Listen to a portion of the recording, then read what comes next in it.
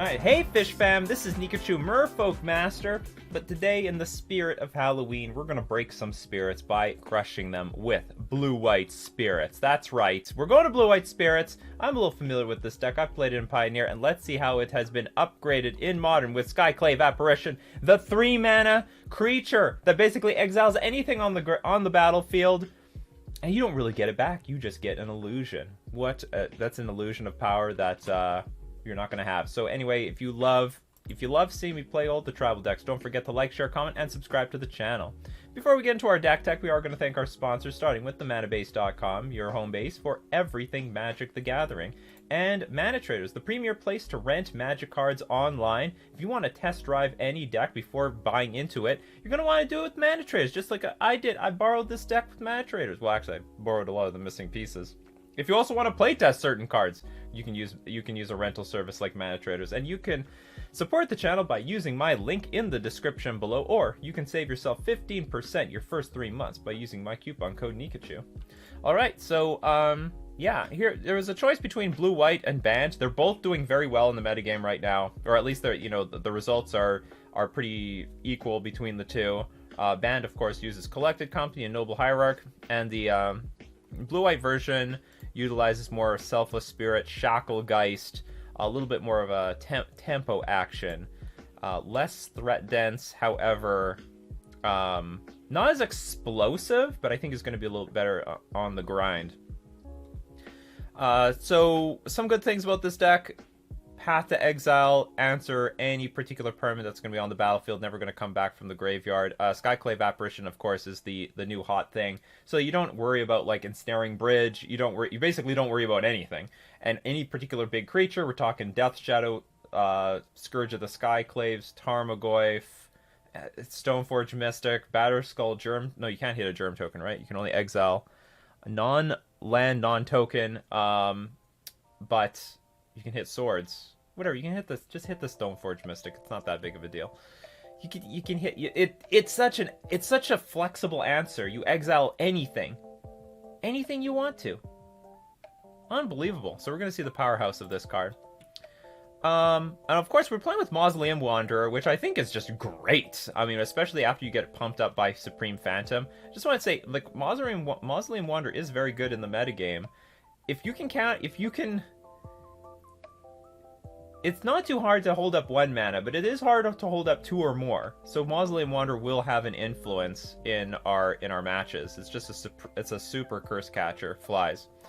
We still have our Lords, Supreme Phantom, and Drogskull Captain. Does this list not run Glasspool Mimic? This list did not run Glasspool Mimic. I saw it in a few other lists, but that was a way. Some lists were playing it to have extra copies of Lords. Not this one. Shacklegeist. I'm curious to know how this is going to work out. It's flying. Shacklegeist can block only creatures with flying, but you can tap 2 untapped spirits. You control tap target creature you don't control. Maybe this is going to be really good in some sort of Titan standoff. I don't know. I mean, certainly against a gigantic Death Shadow, you might want to be tapping that thing down instead of going for your own attack. I'll just see what this is like. I'm sure it's going to matter a lot in some other aggro tempo matchups. So Shacklegeist, we'll see some power out of that. 2 Mutavaults. I'm sure that we're gonna have a good game against all control decks with just 3 Cavernous Souls and 4 Aether Vial. I mean, with Merfolk, that's basically all you need to have a good matchup in that direction. With white, we have access to Rest in Peace. I'll tell you what I'm really interested in, though. This deck is playing with Disdainful Stroke. What the hell? Okay, whatever. So anyway, Core Firewalker. I'm so curious to know how well this card is going to do because it has Pro Red, and whenever a player casts a red spell, you may gain 1 life. I'm hoping this just hoses the prowess decks. I know they have answers. They got the Bone Crusher Giant, so I can't just freely block as much as I want to. But if I have an answer to Bone Crusher Giant, then maybe I can, and maybe this is going to work out for us. So anyway, Core Firewalker. Pro-red creature that will gain a bunch of life even though our opponent's splurging all their spells. I'm hoping this is going to work out well for us very well. And also we have Celestial Purge. We've got... these are mismatching Celestial Purges. But anyway, we have 2 of them in the sideboard. Exile target black or red permanent. Good against Death Shadow. Hopefully good against the Prowess deck. I'm hoping this shores up the Prowess deck better than Merfolk does. We'll see what happens. And Rest in Peace, of course, just the best graveyard hate card in the game. Backed up by 1 more Relic. And I think that's all we have to say about this. I guess Stroke is better against Tron, I guess? And you don't want to overload on Damping Sphere? I'm just going to see what happens. I would just play with more Force and Negations, personally. I think this is... I mean, I would play 4 of these over this. I'm not sure. You can counter a Primeval Titan, I guess, with this, in theory, if they don't have Cavernous Souls. Alright, that's it. Let's get into our league.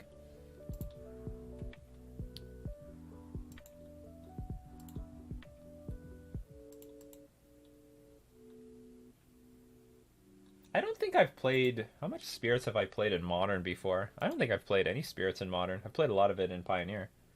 Oh, hold on, I need more War Water. I'll be back in a sec.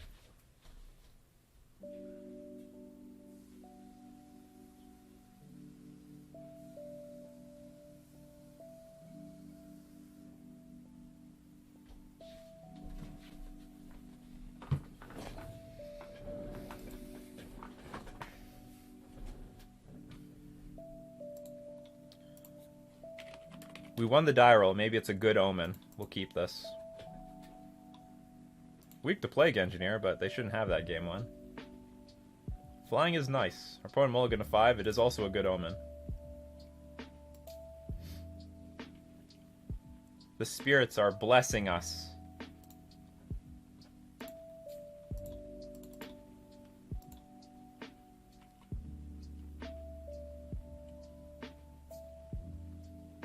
Our opponent has a great name. A ton of butts.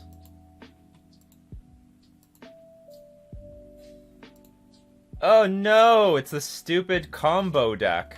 Well, we do have Mausoleum Wanderer, I guess. It's the brainless combo deck.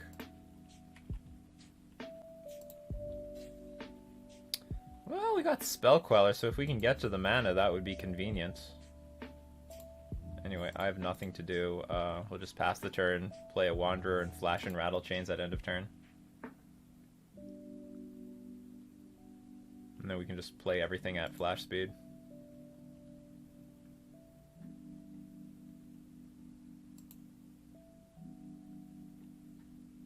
Play your Spike Feeder. Play it. Just play it. Oh, Arbor Elf. Still have access to more. I really need to get the Spell Queller online so I can counter Collected Company.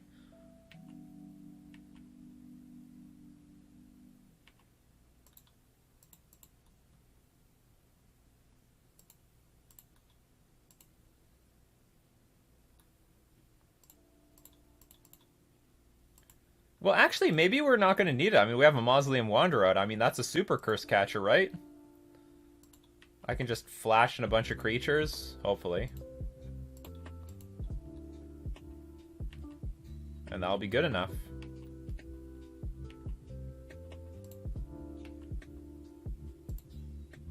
Or we got the land that we needed. Okay, forget everything I just said.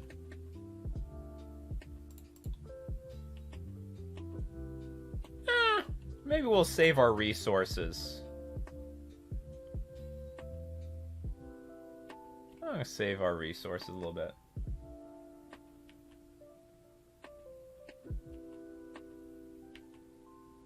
Hey, losing to this white-green deck. I don't know why more. So because it's like Collected Company into 2 cards that gains infinite life. I mean, it's such a frustrating deck to lose to.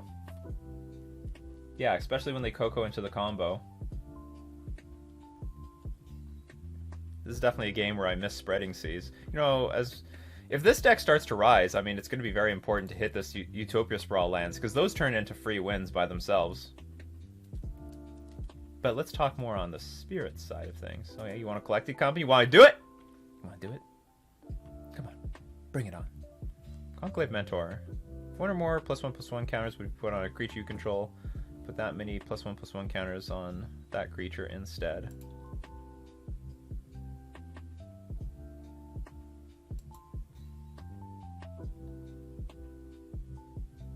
Sure.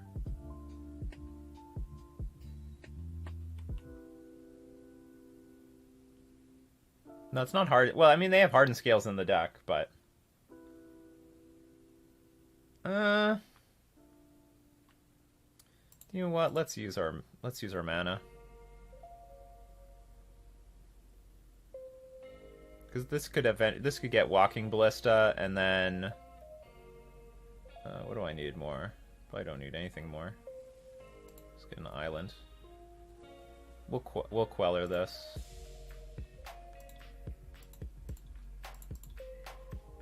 And then we'll try to protect. I'll play a Selfless Spirit. And then we'll protect our Mausoleum Wanderer with the Rattle Chains and also the Queller.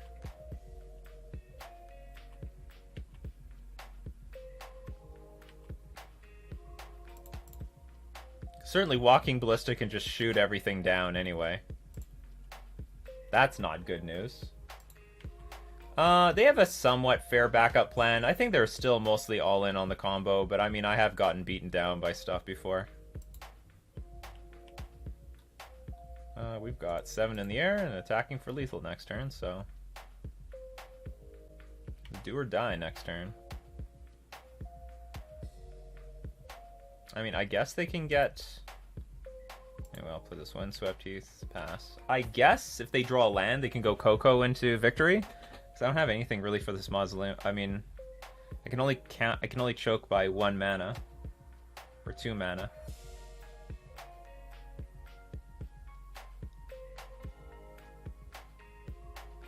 So Rattle Chains is surviving. Skyclave Apparition, Path to Exile. What else? I have to say, Rattle Chains looks nice right now. Loses horribly to Plague Engineer, but still a nice card.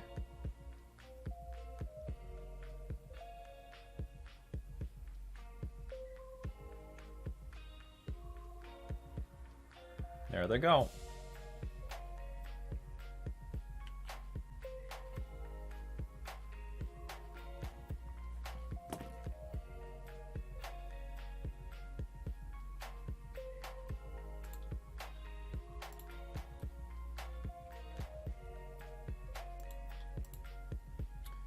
So what do I protect? I guess I protect the Spell Queller.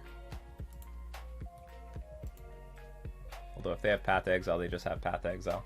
See, that's the difference. That is the difference between Curse Catcher and Mausoleum Wanderers, because Mausoleum Wanderer can actually counter things. Easy to pay. It's easy to pay 1 in Modern, but it's way harder to pay 2 or more. And if we had a Lord out, it also affects this. If they had a Rattle Chains Merfolk, would it be playable? Absolutely. Hopefully it has more than 1 toughness, though. Okay, what do we want here? The stupid combo doesn't require sack outlets. Probably Force Negation. You're useless. You're useless. Probably this.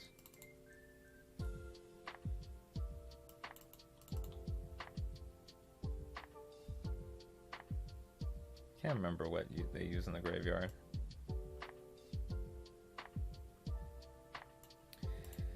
Okay, what to take out?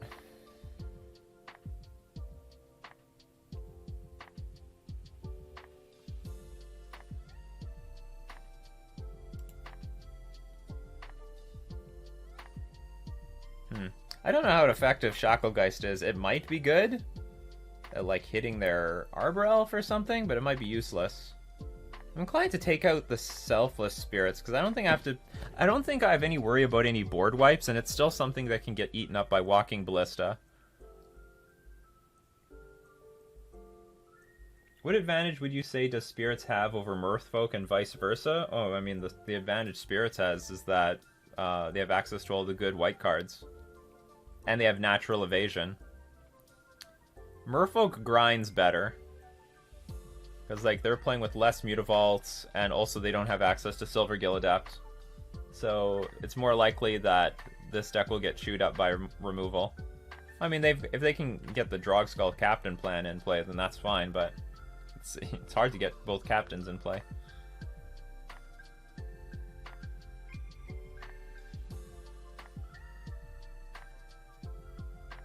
I don't want to make this deck too clunky.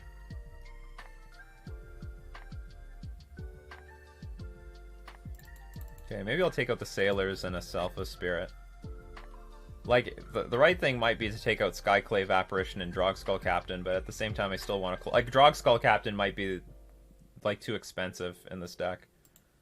Like, we won with a bunch of 2/1 creatures.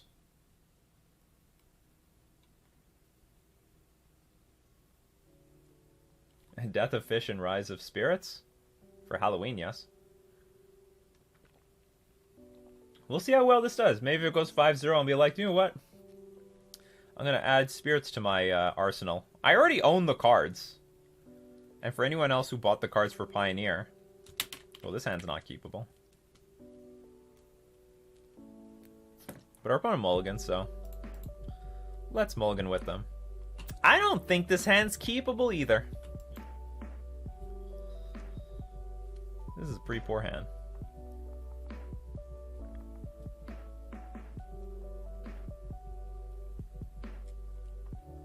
Maybe I'm wrong bringing in Force of Negation. What does he even hit? Just Collected Company?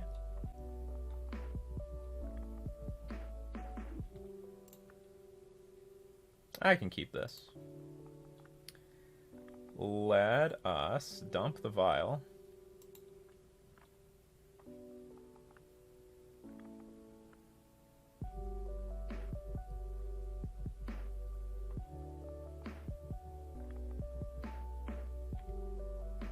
This is on curve,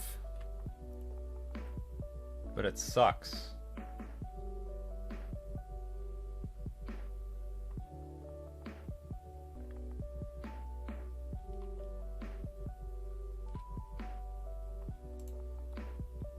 Okay, we're gonna put our faith in the curve.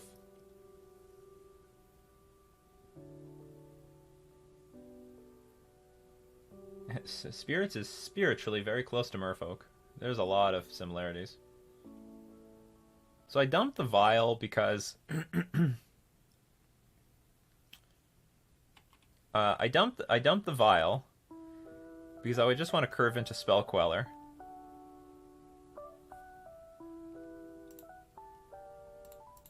Okay, hopefully this Mausoleum Wanderer is going to slow him down. But they just might ramp into Collected Company pretty quickly anyway.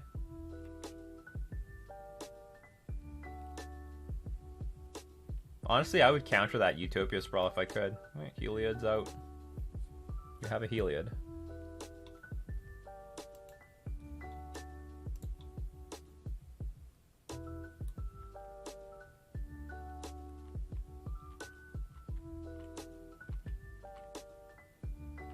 I don't see any advantage to having Selfless Spirit out, so I'll just play the thing that won't die to Walking Ballista immediately.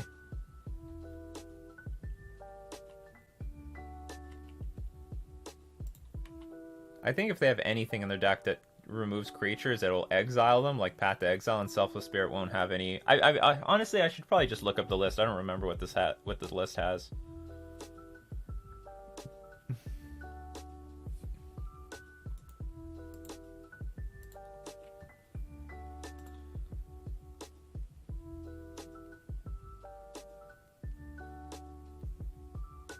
Actually, Disdainful Stroke does deal with Collected Company, but that's very narrow.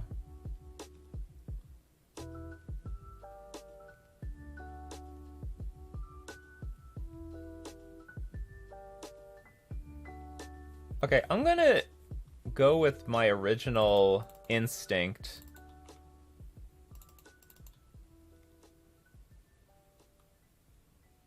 I'll take out one Spectral Sailor. I'm just gonna go down on the curve a little bit. We'll submit this.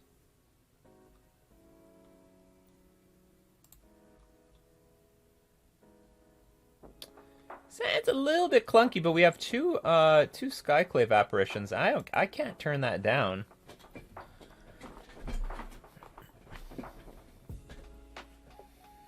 Earliest it's going to come into play is turn 4.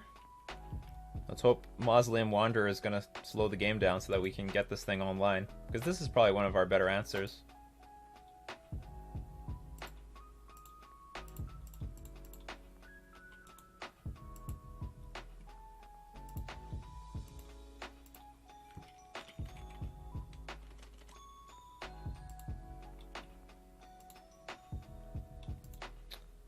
Got that damn ramping card again.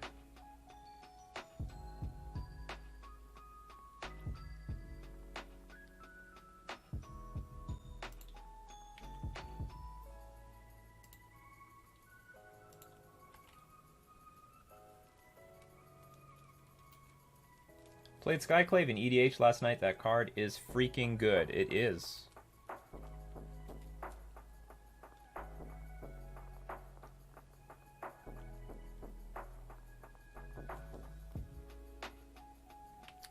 Alright, the captain.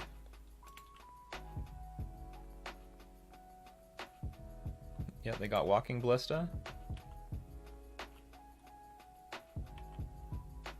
I'll still play Mausoleum Wanderer.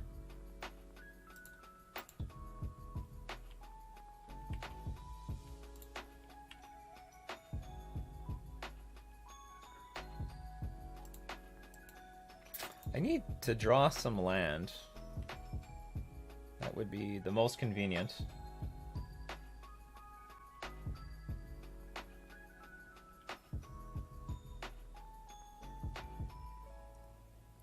It would appear that Spirits has a very similar issue as Merfolk does in this matchup. At least I can attack.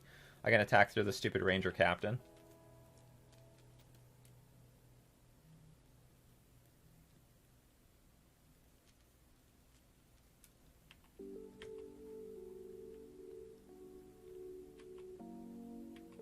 If they're stuck on 3 mana, maybe that's not too bad for us.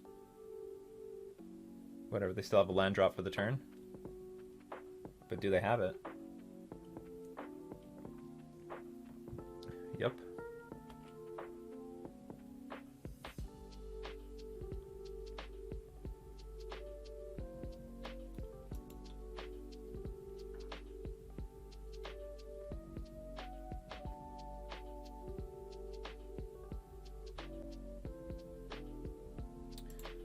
I think the best thing to do is to play a Rattle Chains, target itself, so that Walking Ballista can't target it, and then put the Mausoleum Wanderer to 2 here.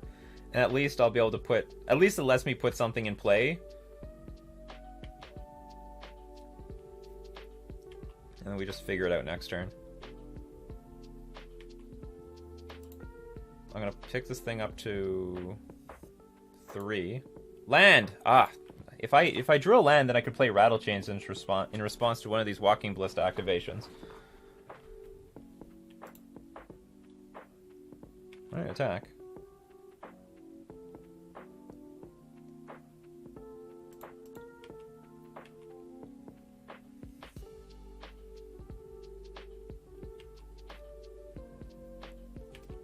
Pass back and forth a little bit, but very awkward.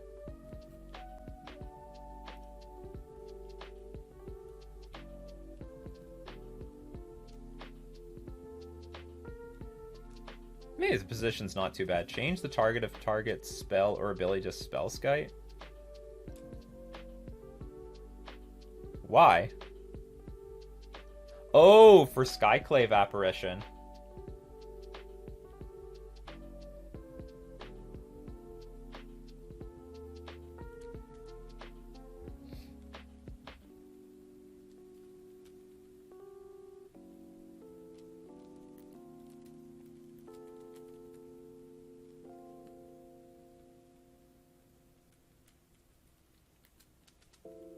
That might not be that bad.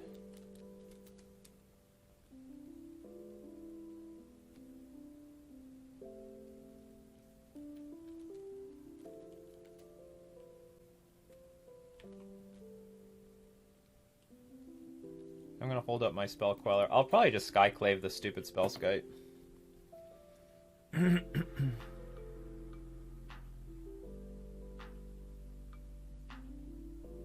And threaten to block the Walking Ballista if I can.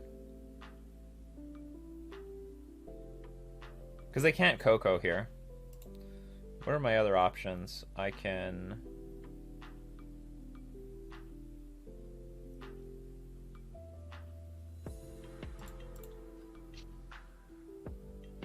also try to exile the Walking Ballista, but that doesn't make much sense.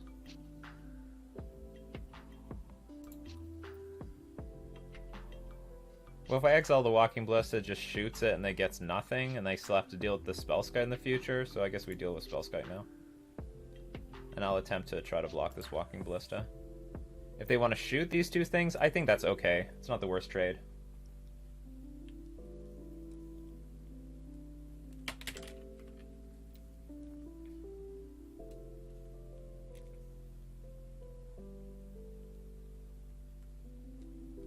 But they have like 3 cards in their hand, we have 5, and we're just ahead here.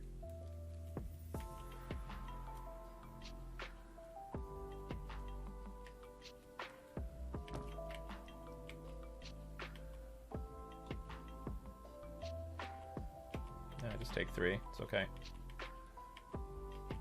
The moment we curve out, you're dead, as far as I'm concerned. Sure. Guess they're gonna get another Walking Ballista, which again we can deal with. Actually, we can't deal with a super huge one.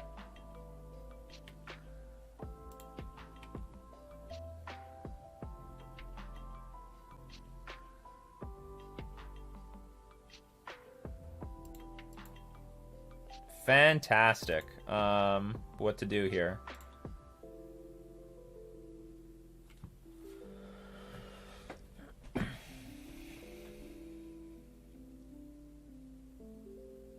I guess pass.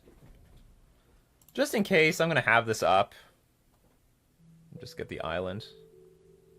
Or no, maybe we need the white mana. Press, yeah. And we'll just pass.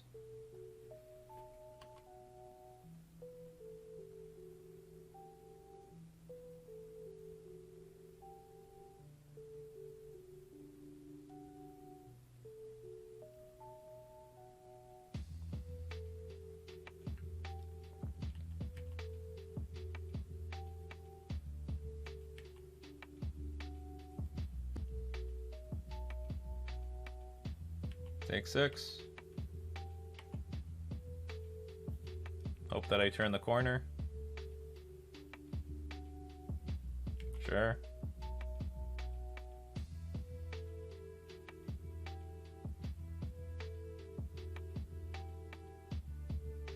So you already showed me the Walking Ballista. Now you're doing this crap, huh? Okay.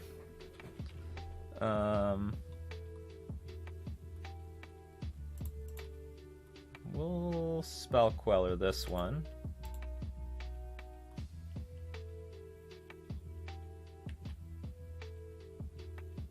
Do they have Path? After all this, they have Path in the end?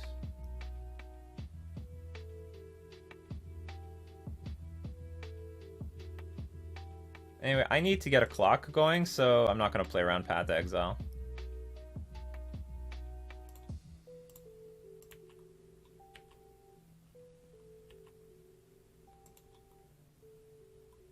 After all these years, you have Path? Always.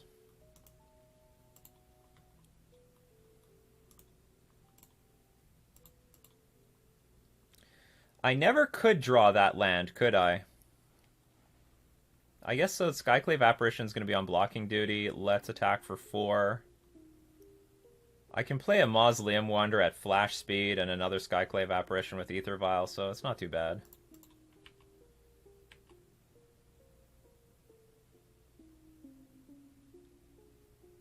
Also, good chance. Maybe I'll just play Drogskull Captain in response to the Walking Ballista.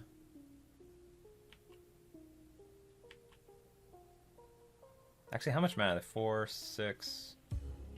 They could put 3 counters. It's a lot of counters.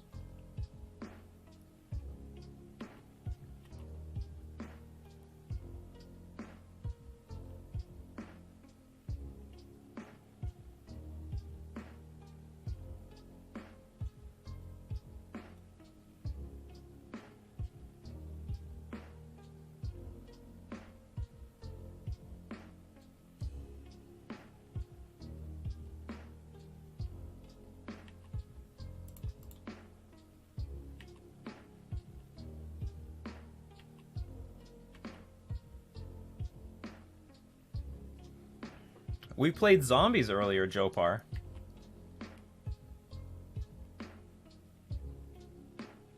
So I need to give myself enough life so I don't die to this Walking Ballista. I might still die to it if they have a land drop.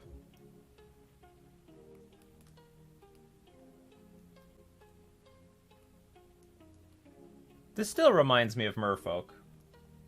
Clunky deck. Being only able to only cast one spell a turn. Hand was great, though. It's Azorius, not blue. Well, even when I'm playing mono blue, it's still pretty clunky.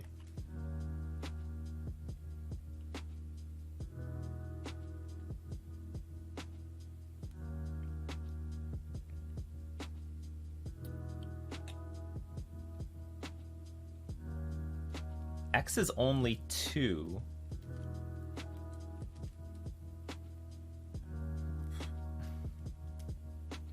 So what, you can kill rattle chains and like ping me or something?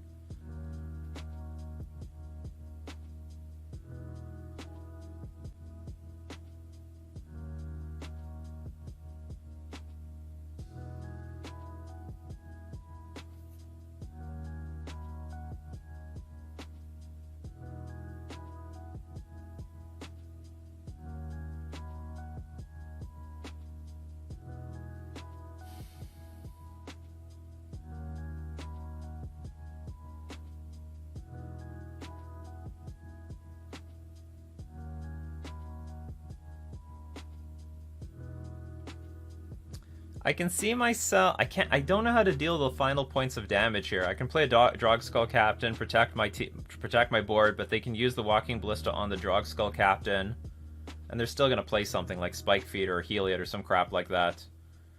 Or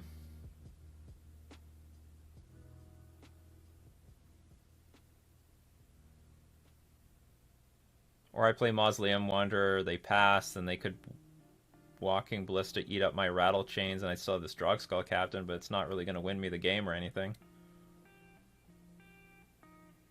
Or maybe it can, I don't know.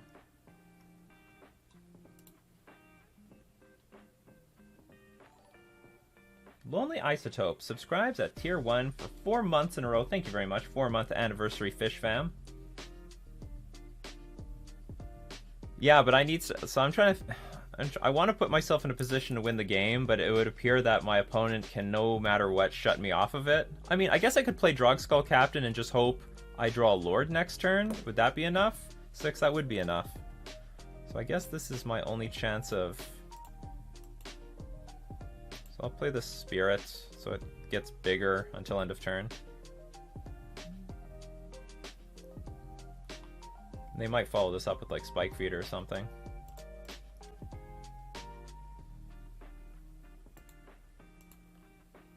So my impression is that Walking Ballista can kill Drogskull Captain. I just have to hope to top deck a Lord. Either another Drogskull Captain or Supreme Phantom.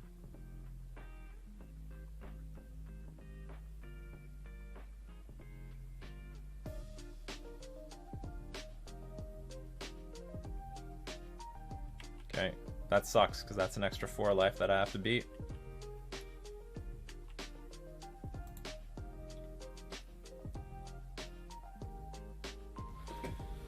That's a nice card ages ago.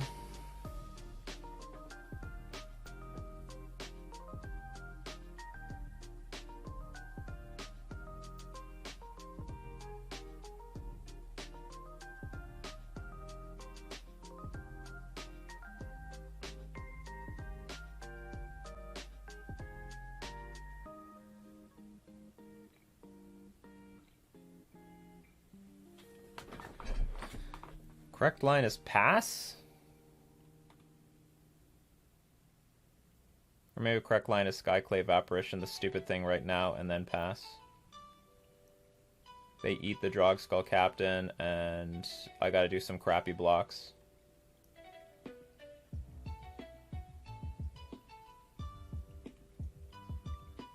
Or maybe I can do it in response to them activating. Pay 4 mana, activate. Because if they rip a land, that'll be even more disappointing. I guess I have to just do this right now.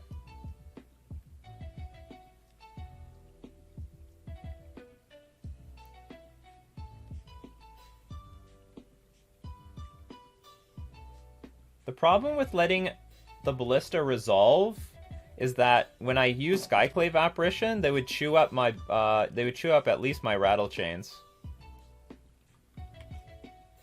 Oh, this is interesting. That is very interesting. Okay, so that dies. So we actually get to eat something better here. That worked out actually quite well.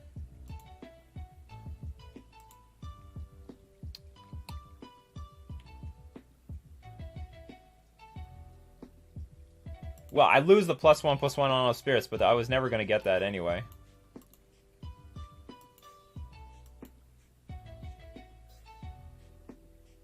Oh, I see. You want me to let it resolve, then we Skyclave it.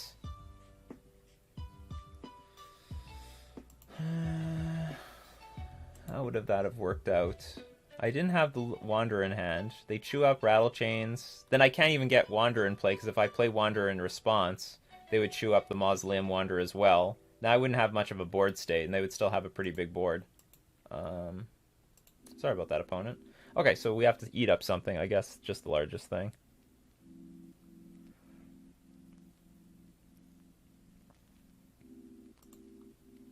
We're going to have to let Spike Feeder sit on the battlefield for one turn. My life total's too low. And if Ranger Captain attacks, we'll block with these things.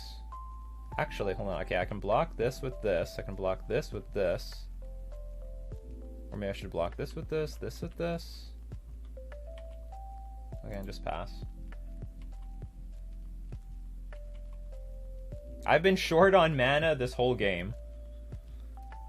I so desperately want one more mana. Just give me one more mana, deck, please. Just give it to me. Okay, that's a good sign. Like, we have all the gas, but we have no means of... I've been playing one spell a turn, basically, the entire game.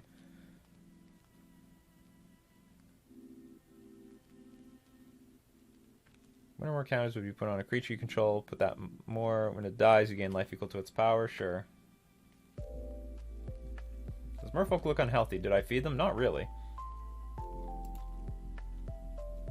We're not doing bad grinding, though. We beat through 2 walking ballistas. That's not too bad. There's a YouTube channel named One More Mana. No doubt.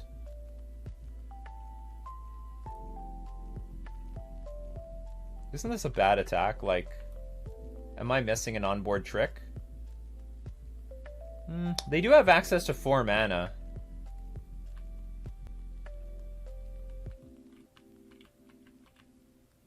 Oh, remove. You can remove a counter. Remove a +1/+1 counter from Spike Feeder. Put a +1/+1 counter on target creature.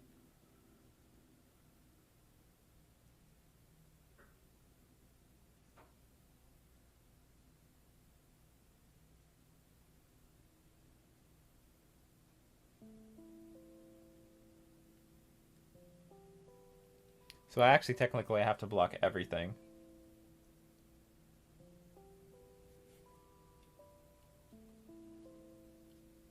So I can double block here. Well, double blocking here sucks. I should double block here. Then they would have to... Well, I have to block everything. I have to make like a bad chump block and a double block somewhere. But if I double block the Ranger Captain... Well, they don't have to do anything. They can just let everything resolve. Their other option is I just chump block? I could chump block.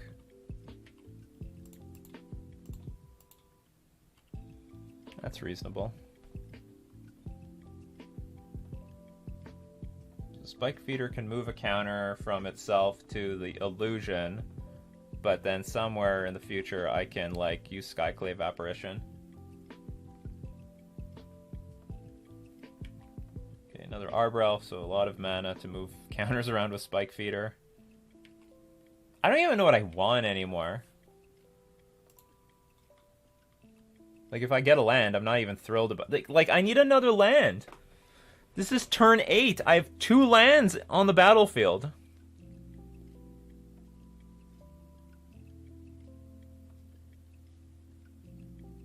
I made a pretty big misplay. I should have attacked with...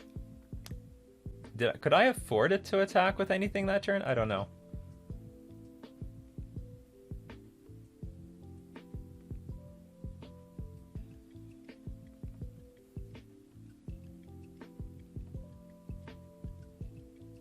Well, I can afford to play the Skyclave now, and I eat up the Spike Feeder, and... Well, they can either gain life or they can move counters. They can move one counter. Because, unfortunately, almost everything becomes... This, like, is almost practically lethal.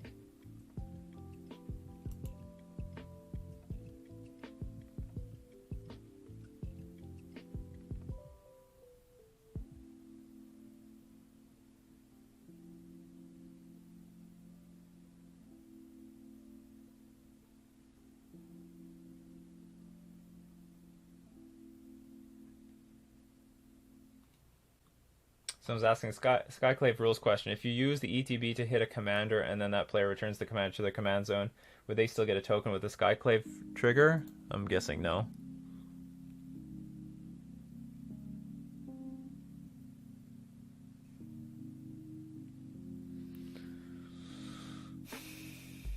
Hey, something I didn't think about is like eating up this Utopia Sprawl. Well, anyway, my opponent has access to a million mana next turn. Maybe I should just pass. Let's just keep passing the turn. Make our opponent do something.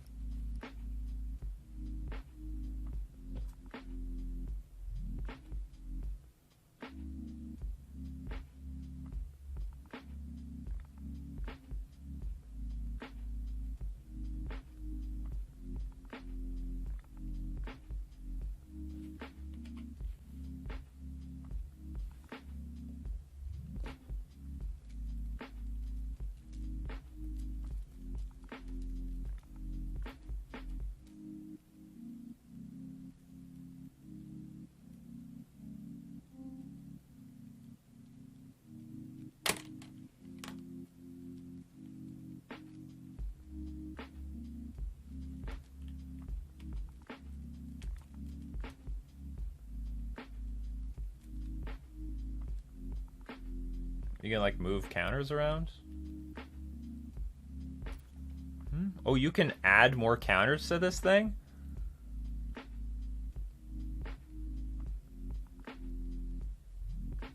Remove a +1/+1 counter from Spike. Put a +1/+1. Oh, wait a minute. Oh, I see. Oh, then we can't let that happen at all. Screw Spike Feeder. That's the end of this stupid card. They can gain a bunch of life if they want to. I guess I made a small punt there. In response to the card getting a counter, we could have gotten rid of one. They would have gained 2 less life.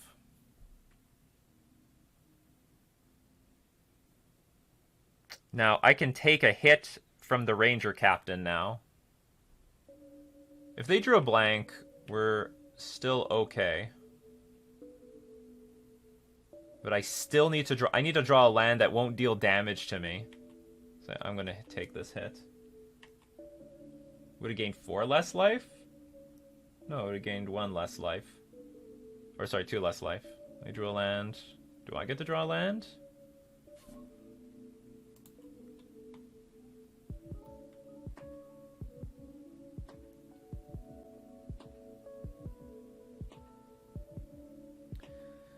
We don't draw a land, but fuck, that is a good one. I mean, I will take that.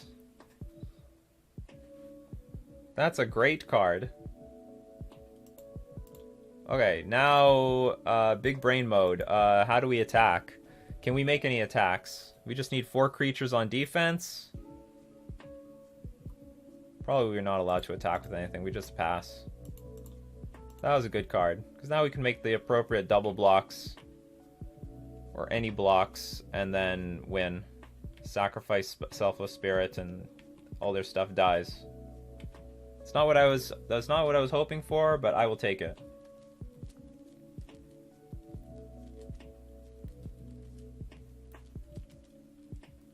Interesting if they all out attack here and they have Collected Company in hand. Because I can't activate. I would have to... I don't know how to put it. I don't want to activate my Vial ahead of time. Yeah, we're going to Spell Queller that. Now we're in good spot.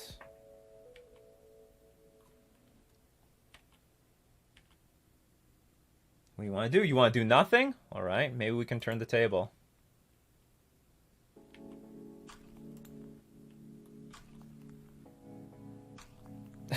You have to, I can't believe, do you see this, people? Do you see this? I don't want this now. I don't need it.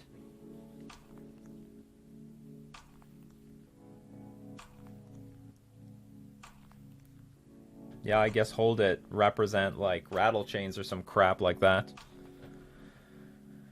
Okay, I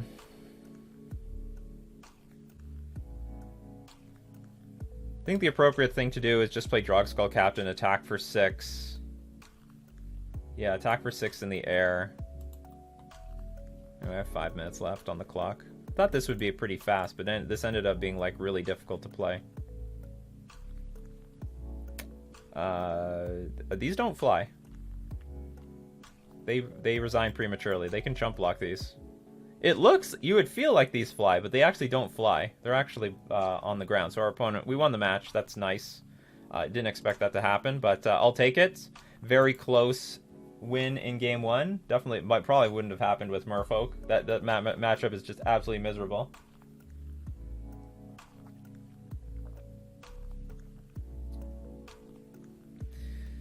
We were probably favored to win that match, but we still had a little bit of work to do. Still had a little bit of work to do. All right, 1-0. That matchup is abysmal. We can beat it. What's it called? There's what would beat this deck? Oh no, it plays Skyclave Apparition itself, right? So I can't even play a card like Damping Matrix to shut it off. Yeah, we would have attacked with 2 creatures. K Bird Smash.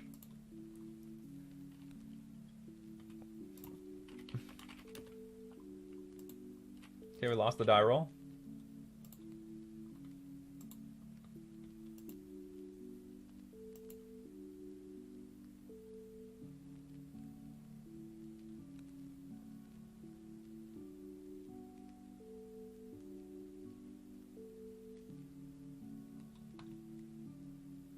Yeah, Merfolk Master, you as well. Little do they know that I'm not sleeving up the fishies today. Yes. My opponent asks, are you streaming? Yes. Don't screw up. No pressure, though.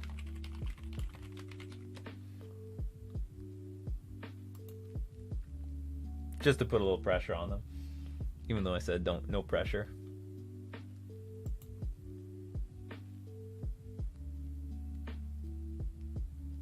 But don't worry, you aren't going to lose to Merfolk. If you're going to lose, it's going to be the Spirits. What's my mana base? I didn't even look.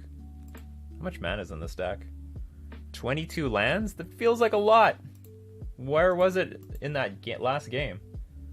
I feel like Heliod is much more even for us than the Devoted decks are, but it's still it's still a crap matchup.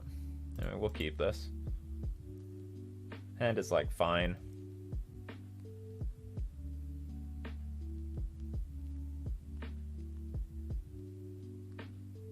Yeah, incoming ghosting.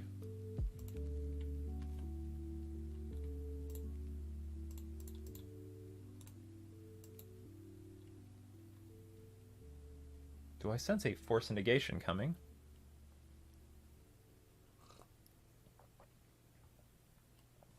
Yes. Exiling a Growth Spiral. Alright, so we're up against some Uro deck.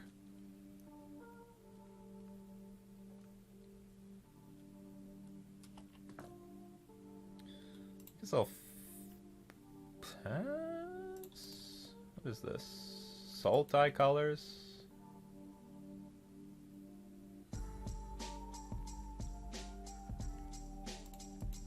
Actually, they played a Force, so they don't have access to, like, Archmage's Charm if I play Rattle Chains at end of turn.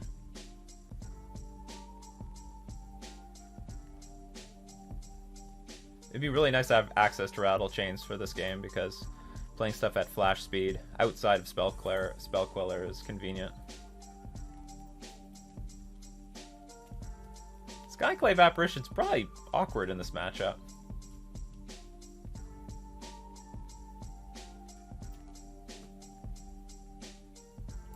There's the big man.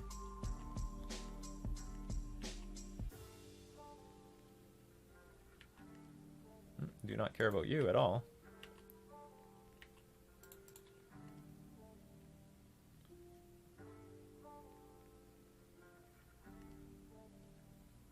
Don't know which one I need more, island or plains. Let's get an island, I guess.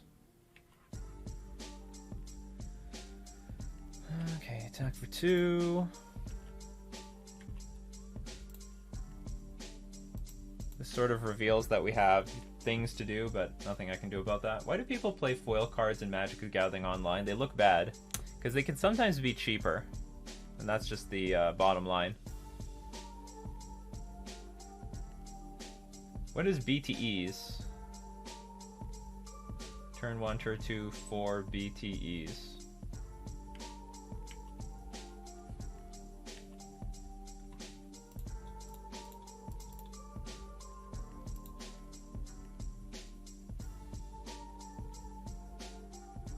Oh, Burning Tree Emissary.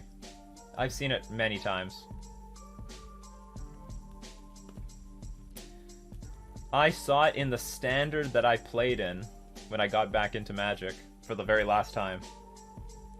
Well, they thought long and hard about that one. So they got counter magic. They got counter magics.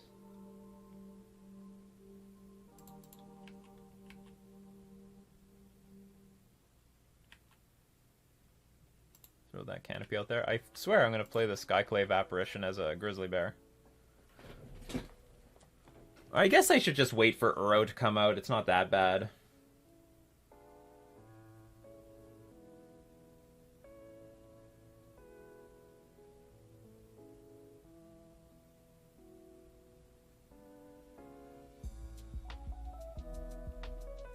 I've done 3 in Historic, never 4 though.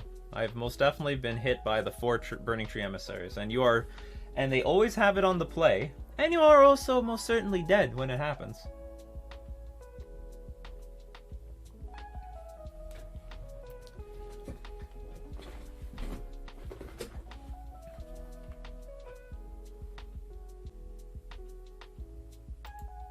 Shit, they shocked themselves. What the hell does that mean?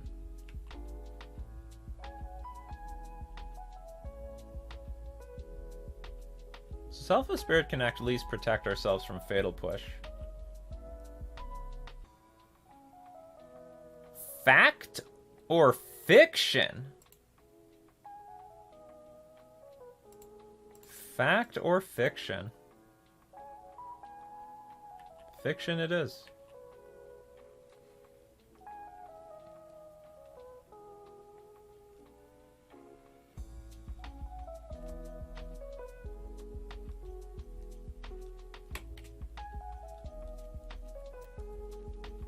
Goodbye Horizon Canopy, unfortunately.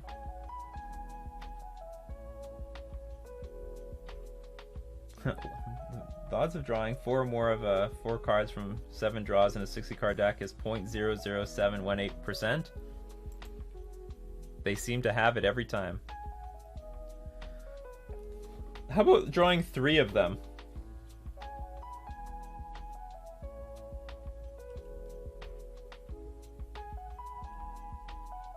Yeah, fuck, that's annoying. Maybe I should have kept it in my hand. But there was some chance I might want to crack it. Or maybe not. I was going to play this or this. That might have been a misplay.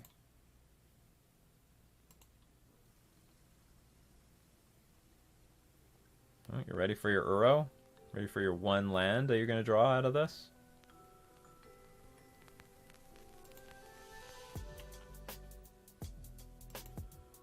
Actually, do I even... Should I just wait to play Skyclave Apparition? Like, what else do I have to do at this Red? Red? Red mana? Oh, I guess Omnath.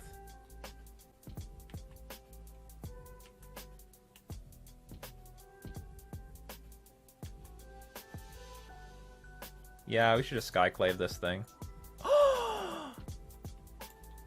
Still Skyclaving this thing.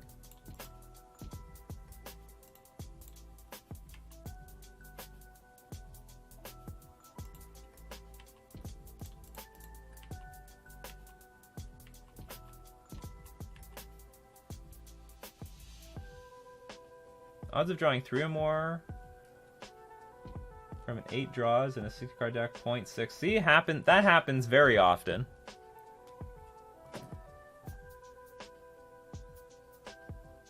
The hell is this for 5 mana? Hour of Promise. Sure. So is this going to put like 20 zombies on the battlefield?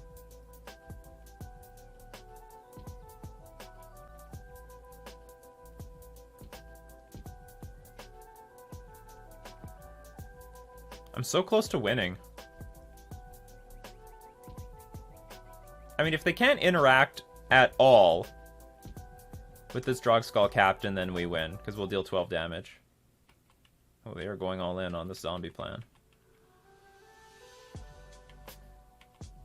They attack me for 2. It's still not lethal. I think I'll fetch.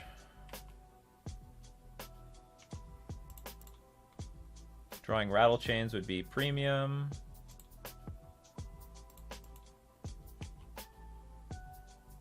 That should be good. Actually. This is probably appropriate, and then whatever targets whatever, I can Drogskull Captain it.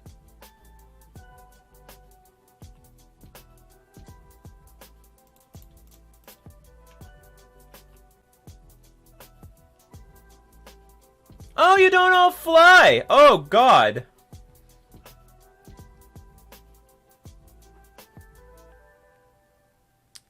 They don't all fly. So what, do I just go for it here? I think I just go for it anyway.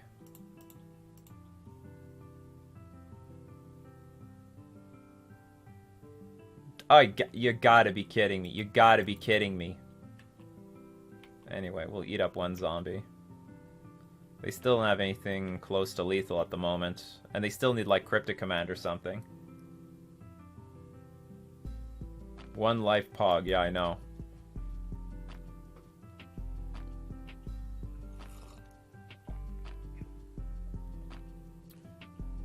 Okay, what's gonna happen here?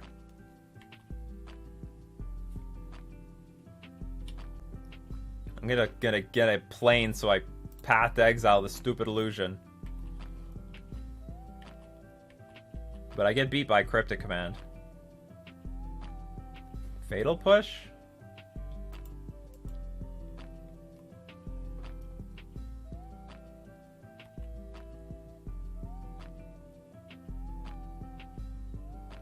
Hopefully I got them there. Yeah! Just so happens we win. Any stupid creature deck can beat this. Alright, so Rest in Peace has got to be gas. That'll turn off everything. Force Negation, Relic is good. Disdainful Stroke actually is going to be fine in this matchup because it counters Fact of Fiction or Cryptic Command. And probably any large Planeswalker. And Omnath. So finally I found out what Disdainful Stroke is for. It's just literally for this matchup. You probably play any counterspell. That to exile seems like... seems unnecessary. Like, it's probably fine, but seems unnecessary. Skyclave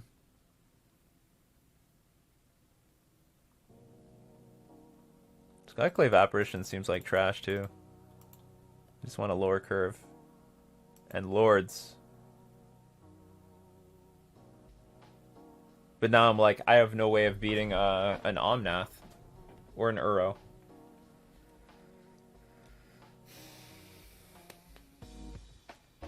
Maybe I should have 2?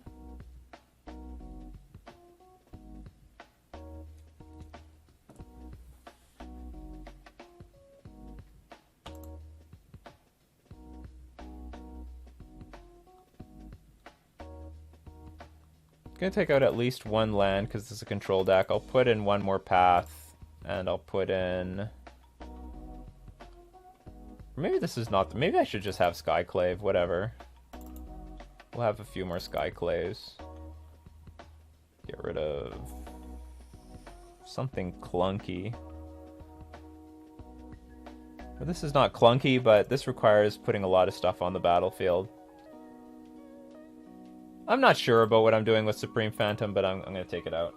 Only because if they kill everything around the Supreme Phantom doesn't attack for a whole lot. Keep. If only we had FORs of our own. I don't... You gotta help me out with some of these abbreviations.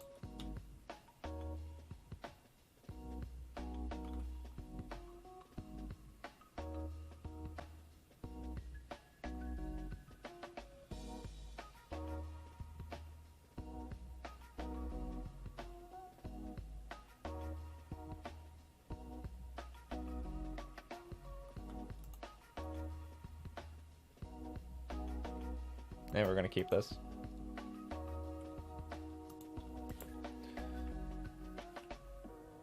Okay, let's see if there is another force of negation for this Ether Vial. They did it last time.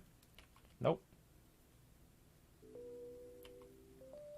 Is Field even good against Field? Yeah, I'm sure. Oh, Field of Ruin? It's probably unnecessary.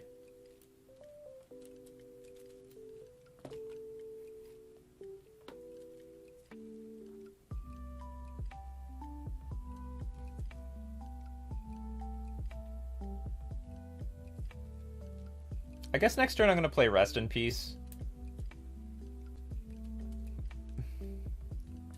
Ren in 6. I'm definitely going to play Rest in Peace. It's going to be a little difficult to beat. Well, I guess I can play Mausoleum Wanderer at end of turn.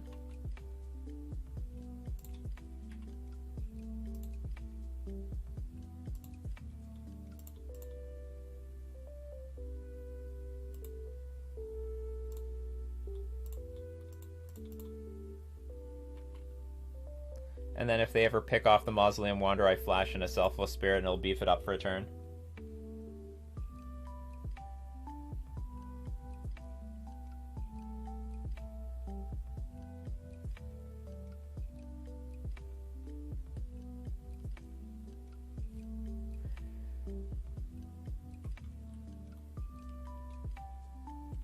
Gadner's like, are we on random lecture stream? Trying to teach me that there's no white mana in this deck. I don't know there's no white mana in this deck. They only need a small splash for Omnath if they want to. You don't know what I've seen in these leagues. There's like I've seen like basically everything. I've seen the greediest mana bases.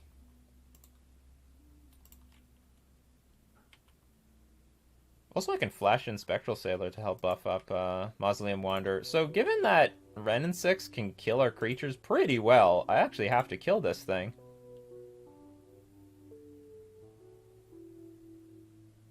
I can't play this right now. I could hardcast. I'm not going to hardcast anything. I'm going to make sure I have mana up for Disdainful Stroke.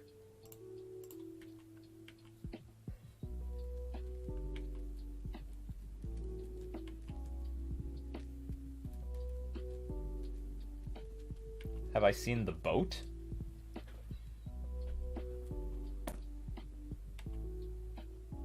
Yeah, they're all ready to play. They're ready to play Fact or Fiction or some very large spell next turn.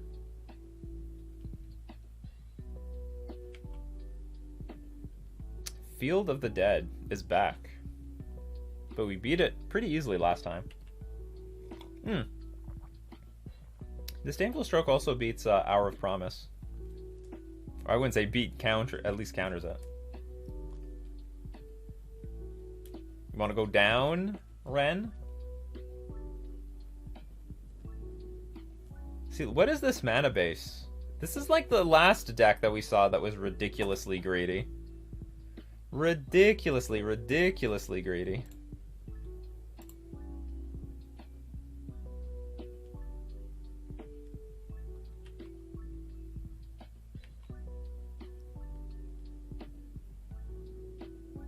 flagship sovereign, aka boat. I've seen the boat, but not in this matchup.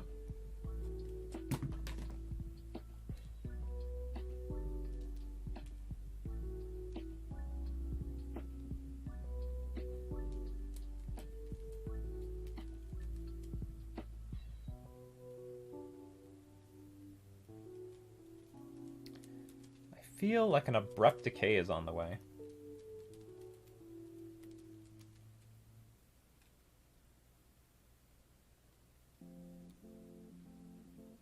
It's still okay. It's still a pretty popular card target.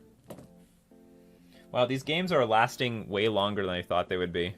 Now we're entering like a grind world. Last time we were playing zombies, we're up against Tron, up against Prowess, just getting slaughtered left and right.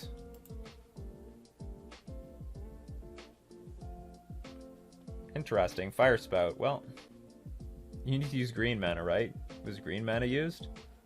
It was cast with green. Alright, so we can use our Selfless Spirit. Actually, maybe I'll play Selfless Spirit and then counter this thing, right? Oh, this thing can counter things. Am I definitely killing you? I hope. They might have been intimidated by the Mausoleum Wanderer. But I'm going to keep the Selfless Spirit around, because I want to keep the Selfless Spirit.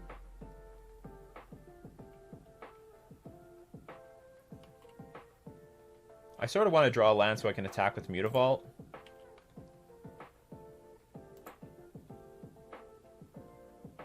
Alright, we're taking the Vial up to 3, apparently.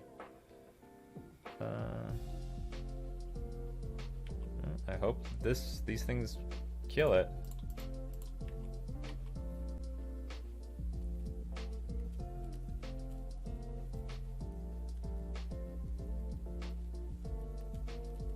It would appear that something is about to die.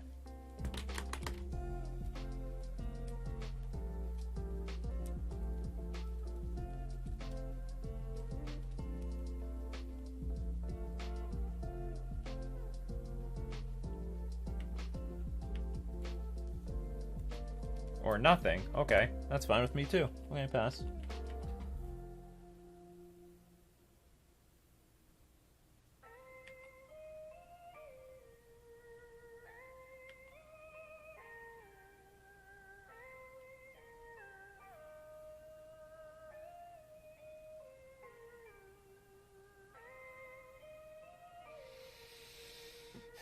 So the Vial is going to get ticked up to 3, and I think I should be in okay shape. That something about to die was a tree parasite. Oh, another one of these dumb things? Okay. My hope is that it's just going to exchange with a card. Sure. Can't save it. I imagine their hand are cards that are weak to Rest in Peace. That's why they're not really doing anything.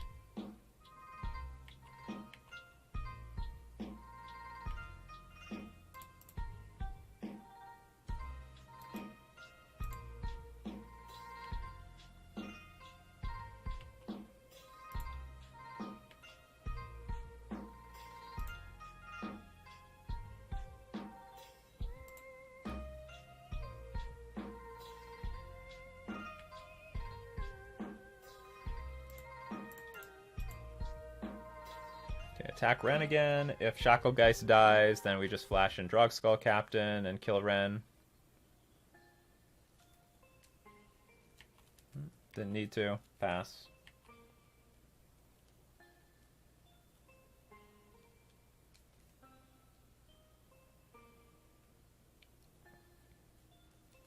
Let's not forget, this thing can theoretically draw a card every single turn.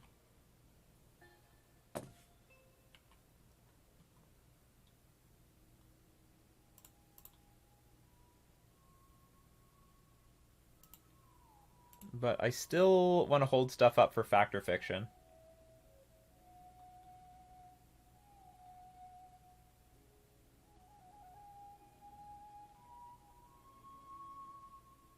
Okay,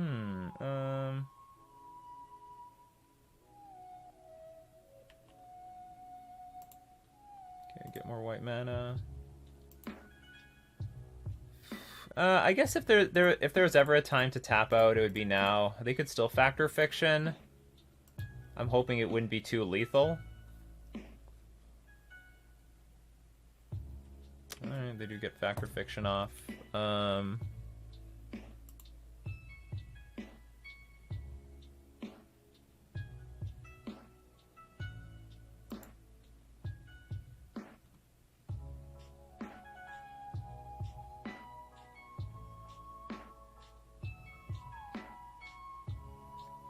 Actually, Abrupt Decay is the only thing that can kill a Rest in Peace. So maybe I can just give them everything else here. Well, they have a Field of the Dead out, so maybe they want to use the Uro.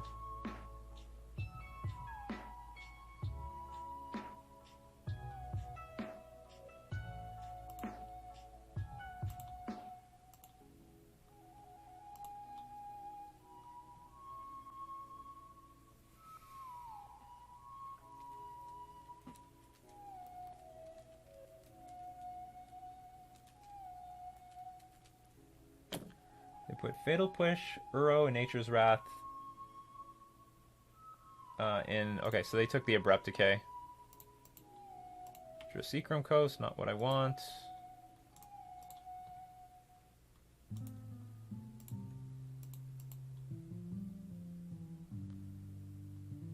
Druxcall Captain is okay. Attack.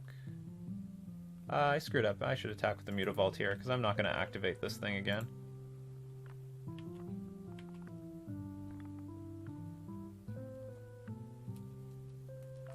Why that order of lands? I didn't want to give them...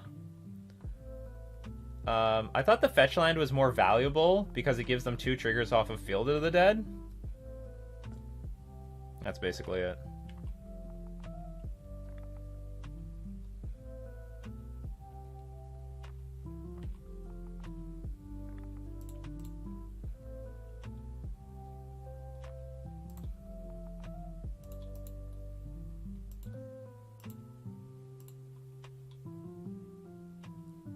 Oh, so does Field of Ruin? I guess that's fair.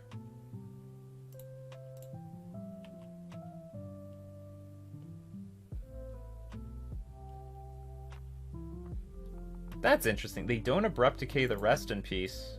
Okay, that's fine. Okay, so now I can hold up this Disdainful Stroke and draw a card every single turn off of Spectral Sailor. At least 1 card. Maybe they plan on racing me with the zombies.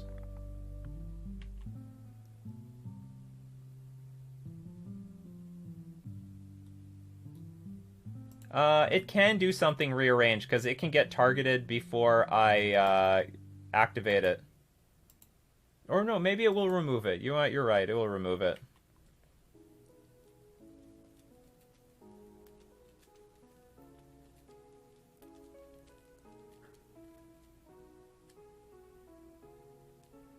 I just have to activate the Mutavault and then it gets targeted.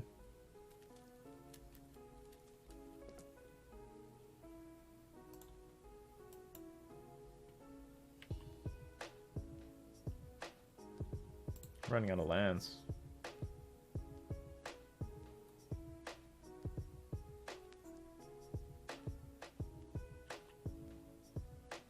I'm not going to do anything with my mana.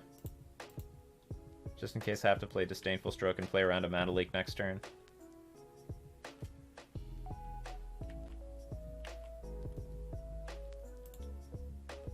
In theory, I could draw 2 cards out of this, but I know I'm always going to hold this up.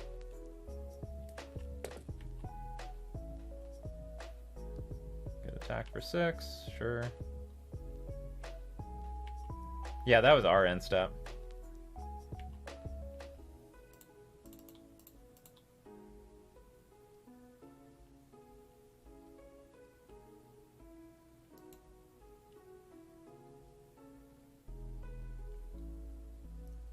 I just hope they don't have a counterspell.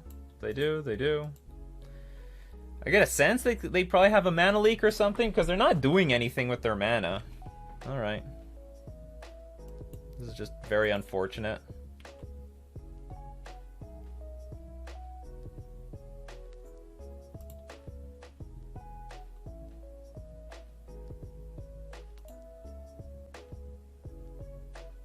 This card looks pretty poor against us, to be honest. Okay, do you want the Wrenn? Or do you want the fetch lands? But Mystical Dispute... Okay, so they kept the Wrenn. Let's drew another land. Well, now I'm just going to draw tons of cards off of Spectral Sailor. I have no shame at drawing cards. Wow, you gotta be kidding me here. I don't even have much... Do I have anything to fetch? Do I have something to fetch? Do I have, like, a single card in my library to fetch? Okay. I don't. That blows. All of a sudden, I believe that we are losing horribly. With those two draw steps, we are dead.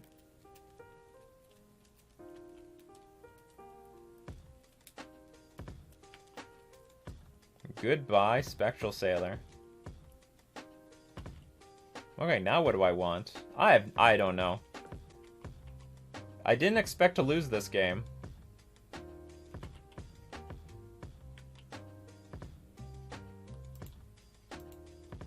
But I guess we completely flooded out, and we even drew cards and still flooded out. Okay, what can I do here? Oops, I could have vialed this in. This was silly. Whatever. Let's see. Okay, I can Shame Scoop. What's my next card? Not making a difference. Well, Rest in Peace actually didn't really do anything. And maybe Skyclave Apparition actually is useful at, like, eating up Wrenn in 6. Maybe this is better than I think it is. I still want Forced Negation. I still believe in that card. And I still do not really... Maybe I can believe in Supreme Phantom if they're leaning so hard on this Wrenn in 6.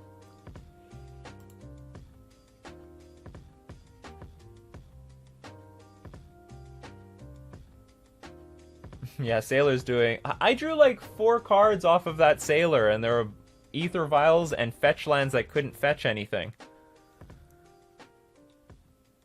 Maybe I can go down more lands? But they're not a Path to Exile deck.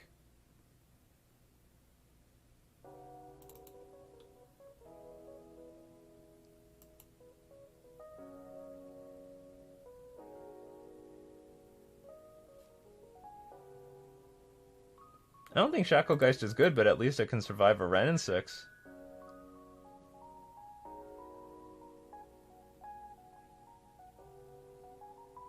Oh, whatever. I'm just gonna do what I did before. I think we had everything. I found Disdainful to be a little medium in this matchup. I think Disdainful is fantastic. I just didn't have any pressure early on. Yes, this is unfortunate. I have to mulligan this. Sounds good. I'll probably dump the Sailor, because I don't have the mana to activate it, and I think early on I need just be better. I like Disdainful because I think the cards that turn this game around for our opponent are cards like Cryptic Command and Fact or Fiction. Specifically Cryptic Command. I mean, I know from Merfolk that if I can get Cryptic locked out of the game, but the advantage of playing Merfolk is that we can break the lock with counter spells. Like, it's very easy to get like Cryptic, Bounce, the stupid Sanctum. They replay Sanctums over and over again. I'm not sure how good our timing was when we drew. Yeah, I mean, maybe I should have just kept passing it back and forth, and our opponent may not have gone anywhere. But the danger is our opponent also could have protected. What am I going to? I'll start off with Mutavault. The danger is our opponent also could have protected themselves by just eating up the Spectral Sailor with a removal spell, and I had no answer to it, and then I wouldn't have gotten any value out of it. And at least I had the Rest in Peace, so I know that they wouldn't get too much value out of the situation. Ooh, I don't really want to play that.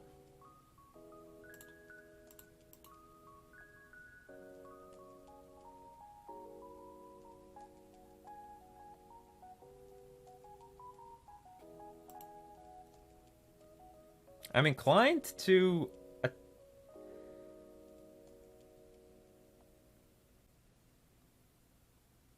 I'm inclined to attack with this Mutavault. Maybe I just won't. Okay, I'll play this. Because Rattle Chains can be cast at instant speed.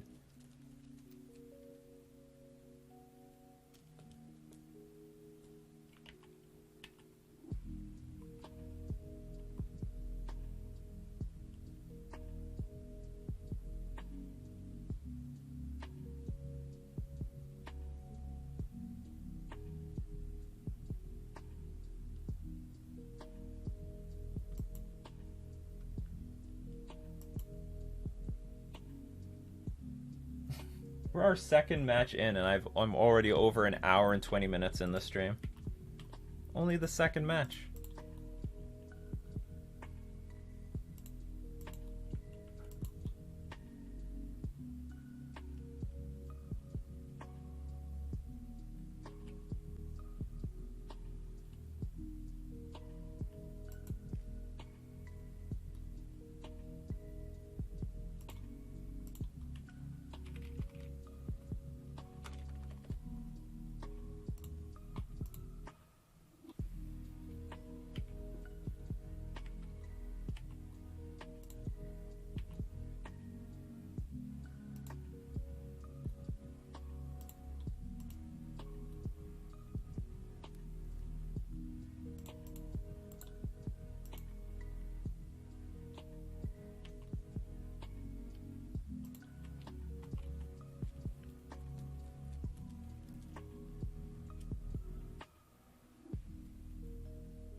I'm probably going to hold this Rattle Chains in my hand for as long as possible.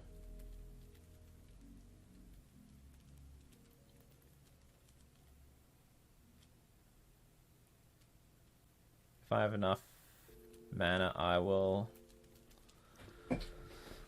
tick up Aether Vial. Well, I'm going to tick up the Aether Vial to 3 anyway, just so I have access to Spell Queller.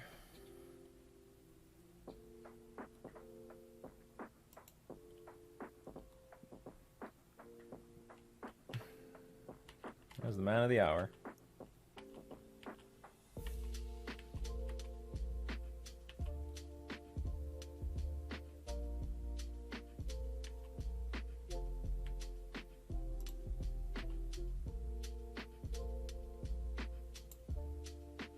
I just hope I don't play this game a little too patiently.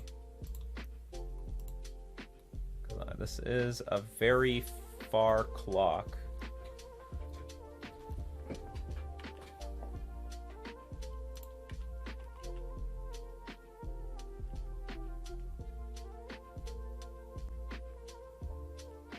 Forcegation is uncastable at the moment.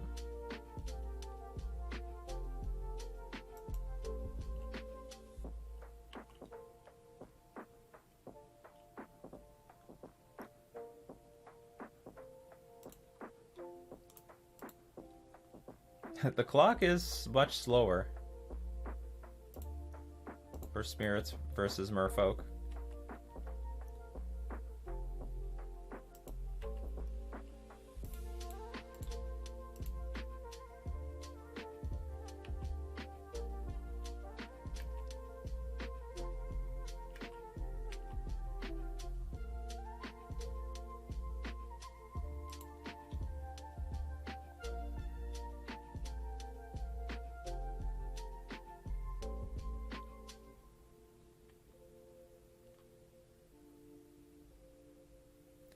I'm actually willing to Spell Queller this, so I can just put more pressure on the battlefield and deprive my opponent of another card.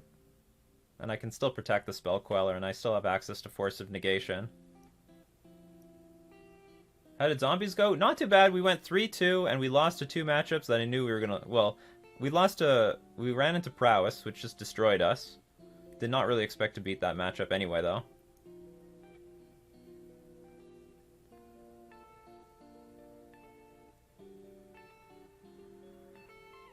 And we also lost to a Stoneforge deck. We had inadequate room. I didn't know we were up against like a Death and Taxes, a blue-white Death and Taxes Stoneforge deck of some sort. Good afternoon, Balada. Welcome. We're running the spirits today.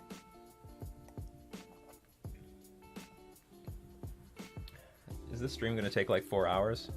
I should just tell people, no, I'm not streaming, so they can just play faster. Our opponent's playing extra careful. Make sure they don't screw up on stream. I wonder if this represents to them that I have even more counter spells. Do you think he'll start playing Pioneer again? I will start playing Pioneer when overall everyone is playing Pioneer. I don't know, maybe I should play Pioneer. I could try maybe once to play Pioneer when no one's playing Pioneer. Maybe I'll absorb everyone who's interested in Pioneer, but I don't know if there's enough interest for Pioneer. I know there are people who want to see Pioneer, but I don't think it's that big. You better believe I'm exiling this stupid thing. Oh, fuck. I mean, I can't beat that. Okay, nope.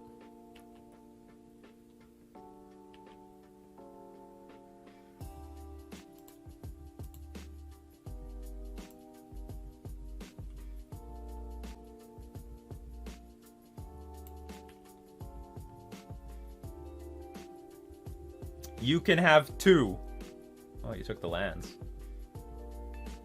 So you took lands and Fatal Push?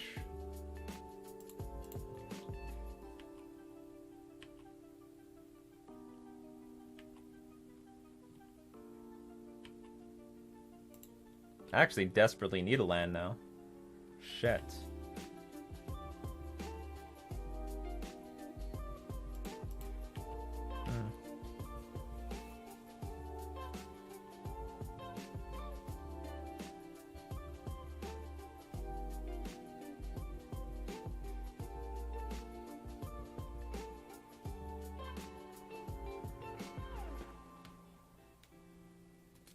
I agreed. I love the format, but since people aren't interested in it, it is so boring. Well, that's one way of looking at it.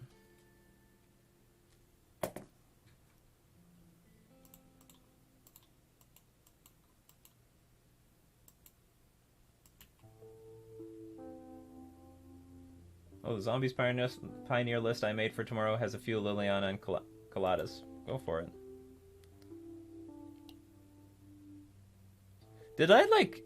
I mean, I'll admit, I don't know if I'm the best at, like... Maybe I should have put 1 land in the Ren side instead of 2 lands. Like, here's a Fatal Push. There's going to be 1, 2, 3, 4, 5. So there's going to be enough to get this... to escape that card. So I can let you have 1 more of these. You get to draw a card, you get a land drop. Because I could save it with Rattle Chains, but then I can't get rid of Uro. You have Breeding Pool left in hand.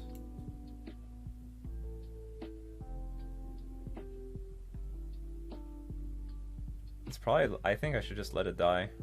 And then exile the Uro.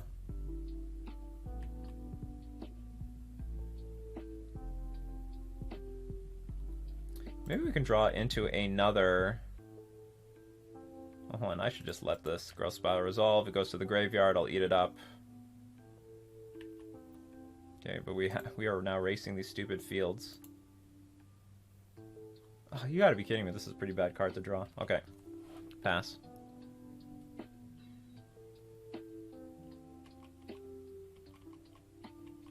Now we're again racing these Field of the Deads.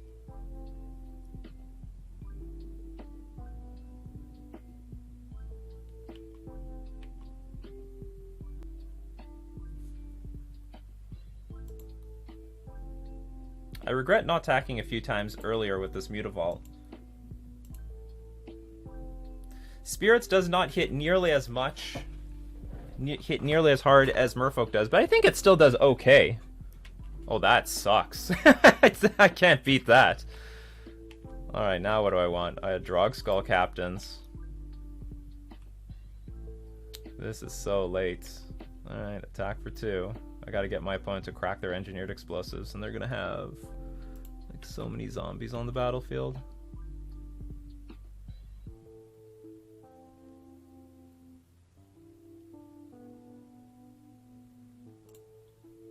Does this change anything? I guess it forces them to crack the EE, and I do need to get rid of it if I have any chance of winning this game.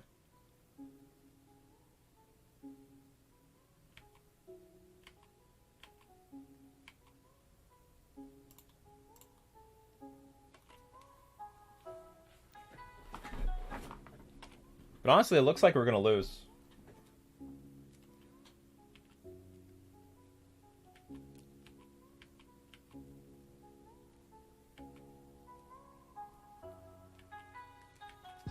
So was like siding out a land a mistake? In game 2, we fled out hard. In game 3, I'm choked on mana. Because I could put a lot more pressure on our opponent if I could hold up that relic. My fear is tapping out and then they blow up the relic with something. Right, fetch. Well, they didn't put a land in play, so that's some good news. No.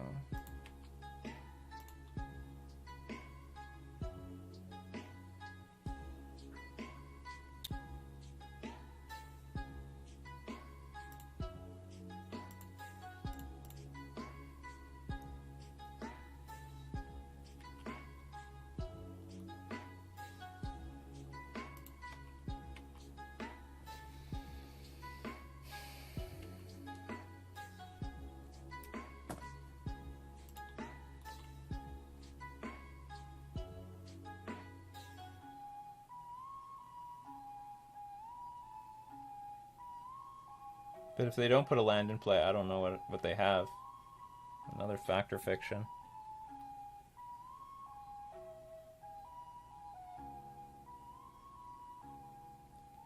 I think I have to hope that this is like all lands or something.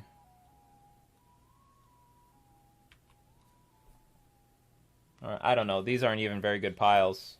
It's like you can put all the stuff in the graveyard, play Uro, escape it. I think I'm just dead.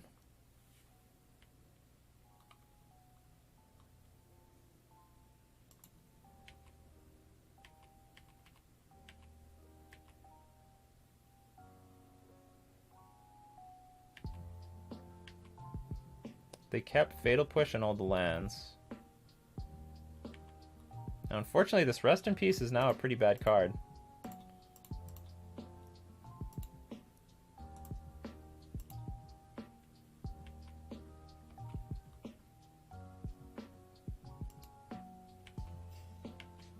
All things considered, this Ether Vial on 3 ended up being pretty bad.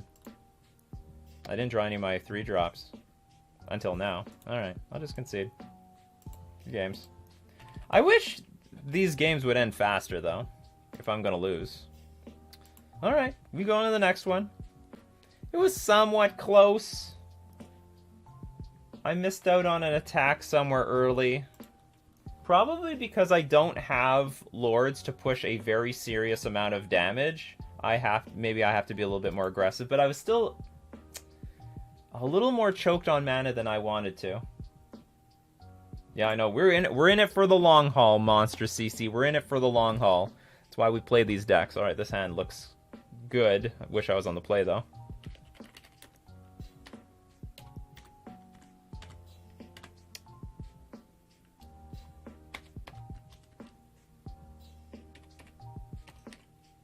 What the hell is this?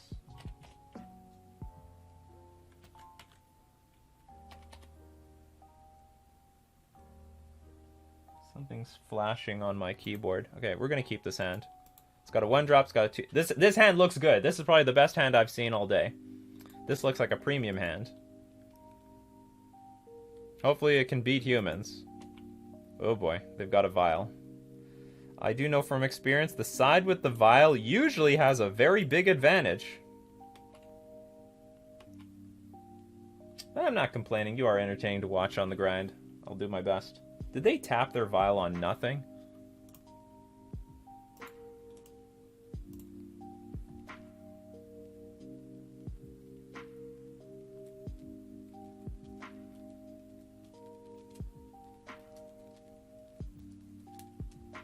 Okay, we have a chance because they're on a 1-lander. If they're only putting one thing in play a turn, then we do have a chance. Spirit, Supreme Phantom. Let's just get as much power on the battlefield as quickly as possible. And then as soon as the vial gets to 3, we better be holding up rattle chains for all sorts of stuff. Oh, they're gonna get their mana up.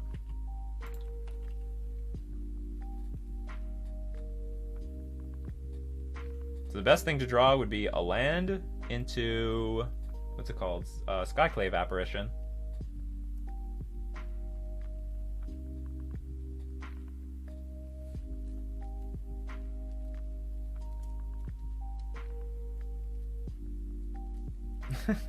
We can actually interact with Mantis Rider, yes. Ooh, a second Ether Vial. Their hand is really clunky at 3 mana.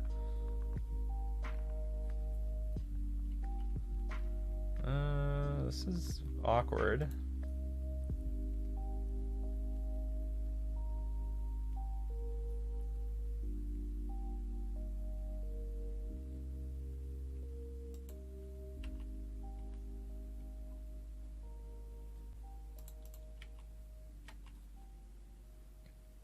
Do I put something in play? Yeah, let's max out the damage here.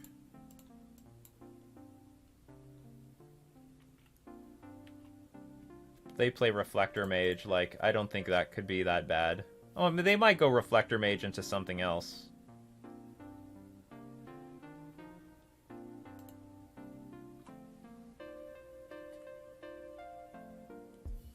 And then I gotta ask myself, would I do anything here? Like, if they take the vial up to 3 and pass, I'm not gonna do anything. I mean, sorry, I would still put something in play.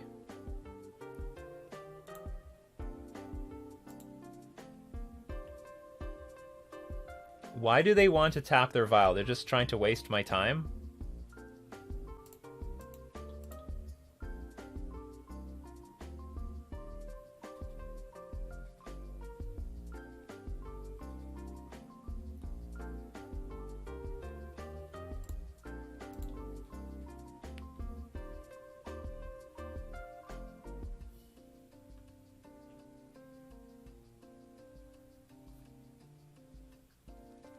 Yeah, pumped a fake Memnite. Hey, Mantis Rider. That is an acceptable card to see at this moment. Phantasmal Image, that's great. We're gonna kill it. We can use Shacklegeist to just tap 2 random creatures and eat up the Mantis Rider. Oh shit, everything attacked. Okay, I'll take 8. And then we'll attack into the Mantis Rider.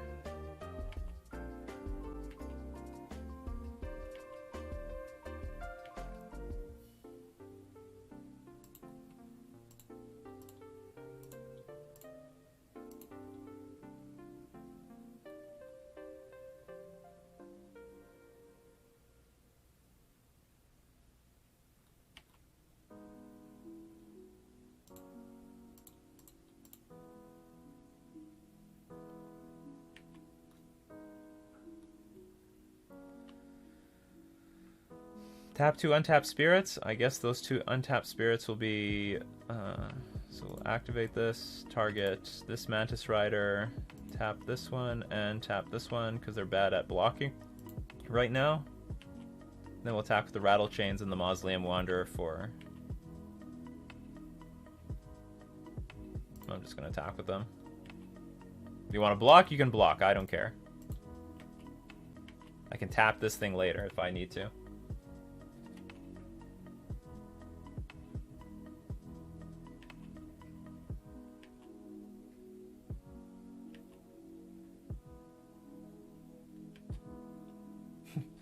We're just gonna kill that Phantasmal Image. Finally, we can easily just ping the damn thing off.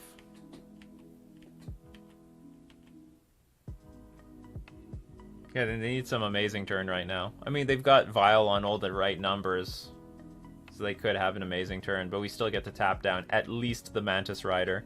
So it's really going to be Thalia, Guardian of Thraben, and Noble Hierarch doing all the heavy lifting.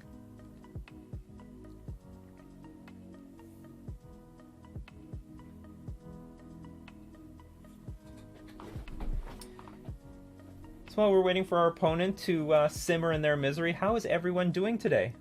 Yeah, we're seeing all the tribes here. Spirits versus humans. By Merfolk Master.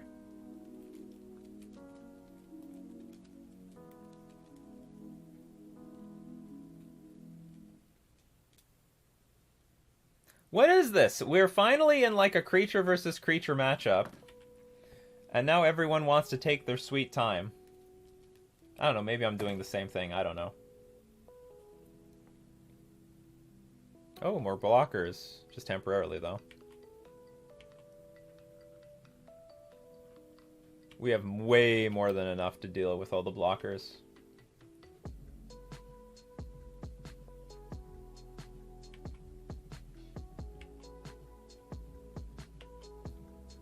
Was this Reflector Mage? Okay. I think we still win. They target anything, whatever. Yeah, I don't even care. Because I tap this down, attack for 5.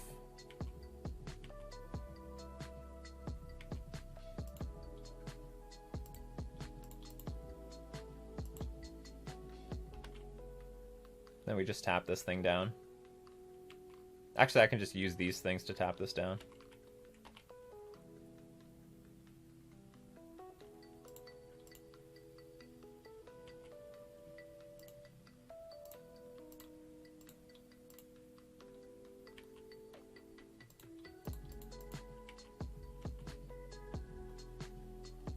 Fly, my pretties, fly! Finally convinced my EDH group to get webcam, so I got to play paper EDH for the first time in forever. Paper EDH at home. Why don't you block first and then tap? Huh? What? I don't get it. I don't want them to block. Or you mean you want me to make my attacks first and then block? Like, they're tapped out. Being precise doesn't really matter. Okay, I get to exile red. Okay, we definitely want Path Exile, I think. Spectral Sailor, I think, is good. Spellcaller might be crap.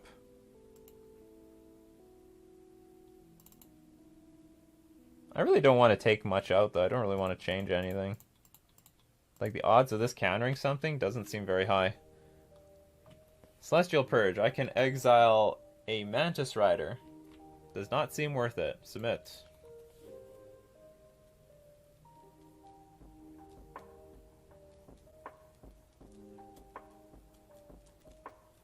Yeah, Mantis Rider has Vigilance, so it could attack for 4 or 5, actually. Well, I mean, I guess they would attack with the Thalia. Oh, why don't you want me to block the Mantis Rider while it's attacking? Tapping it doesn't take it out of combat. It would just tap while still attacking. That's a pretty good question to ask, though. A lot of people get confused about that. Just because it gets tapped doesn't mean it's been taken out of combat.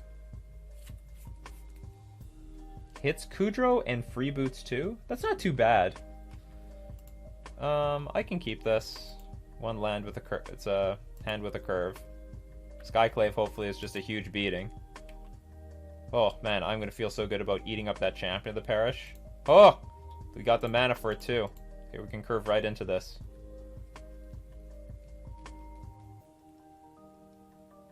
Ancient Ziggurat, not good with Ether Vial. We're gonna get hit in the face for a little bit of damage though.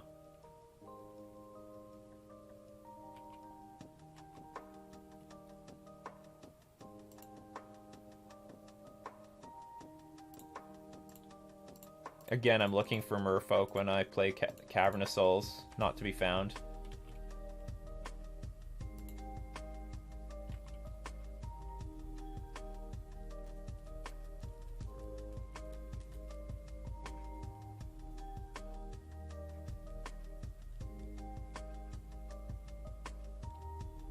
Actually, that was silly, right? I shouldn't have attacked. I should just leave this on defense. Like, how stupid was that? I can save myself a lot of life. Holy shit. Well, at least you're not a human.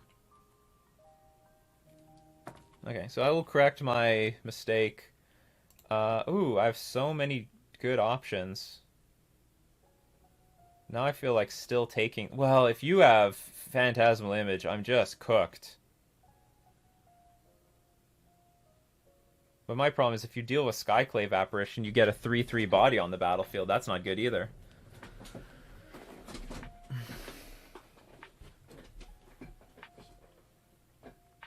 Hi, Ludwig.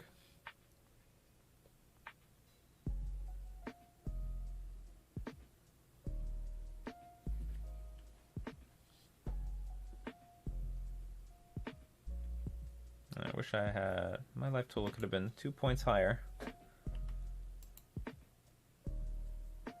Like, I could path this. Play a Spectral Sailor at flash speed, tap this down. That actually does seem reasonable. And then I could still do my Skyclave Apparition stuff later. I don't really want to give my opponent mana. But I'm going to give my opponent mana.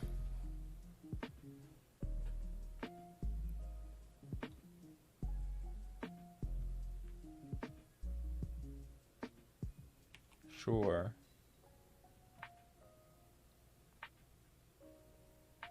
Phantasmal Image.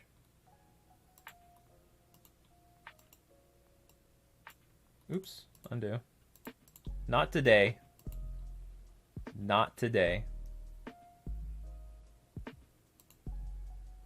And I get to blow up this image with the Shacklegeist. Eventually. Eventually.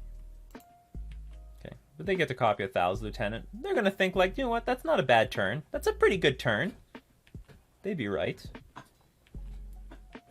But I think we've completely stabilized. Unless their last hand is a bomb.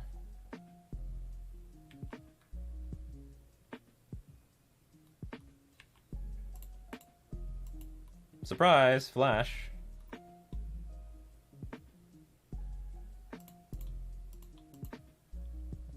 Just keep in mind, Mutavault's also a spirit, so, I mean, that might come in handy. So I still take 3, not a big deal.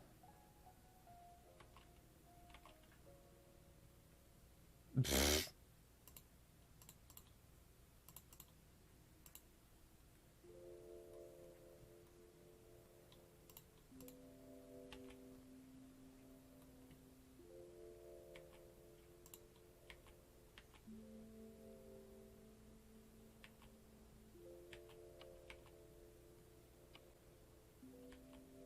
I might tap down the Thals Lieutenant pending what my opponent does. Because I'm just trying to keep my head above water here. So long as my life total doesn't get too low, I think we easily got this in the bag. I mean, they might play Reflector Mage on Skyclave Apparition. That would be disappointing.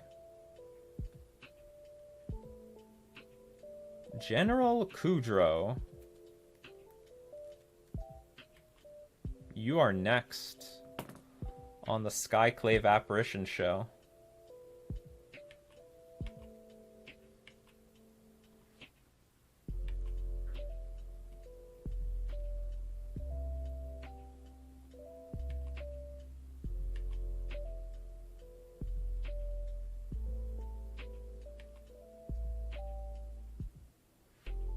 I guess I could take 5 damage. It's not that bad. This would just be more efficient. I have to deal with this Thals Lieutenant at some point anyway. I guess I could have waited for them to attack.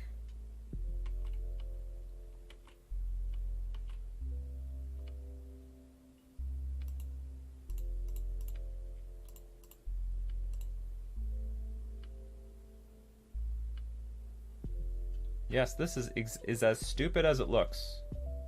It is as stupid as it looks.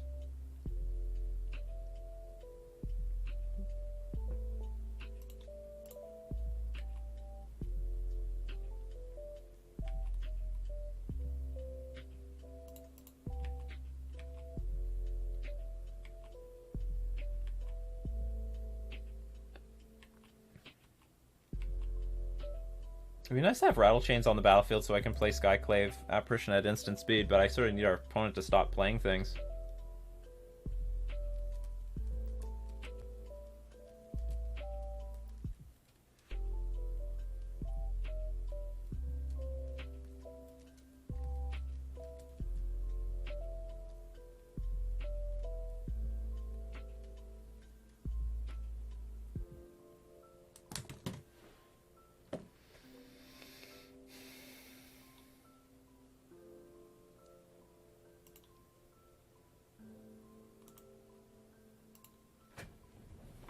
This is game 2, right? We won game 1, correct?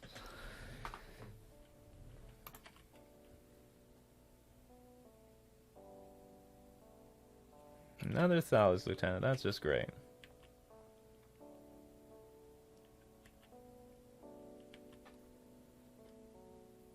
Have you ever tried Penny Dreadful, Nikachu? Merfolk is a really good deck in this season. No, I have not. Too many... There's too... I don't even have enough time to play Pioneer, and I like that format.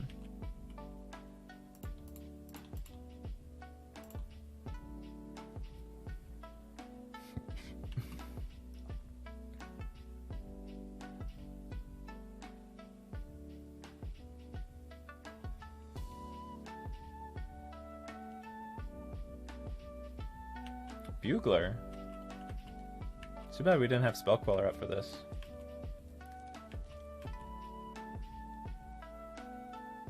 Found a Noble Hierarch. That is as close to a brick as possible. And look how you tapped your mana. You have this one island untapped, and you cannot play your Noble Hierarch. That is such a shame. That is such a shame, opponent.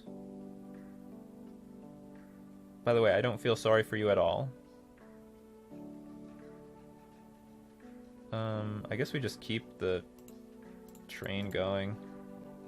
And cancel. I guess we attack with Shacklegeist. Nothing has reach, right?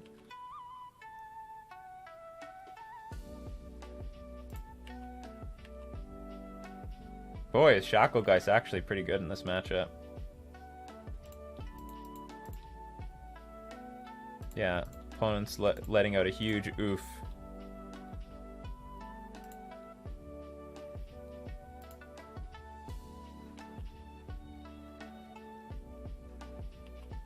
We can tap down these two dummies next turn. And then probably, we might even go for the win with Drogskull Captain next turn. It's close. I mean, if they just have a Noble Hierarch to play, then that's not too hard to beat. What could they have for 1 blue? They tapped it, but took it back. Well, probably the Noble Hierarch. They tried to play Noble Hierarch, but it failed miserably. Alright, Bugler time. Oh! So you're going to get a 3-3, but then I'm going to get a 3-3. In that case, we better use this ability right now on... Well, you at least have Noble Hierarch.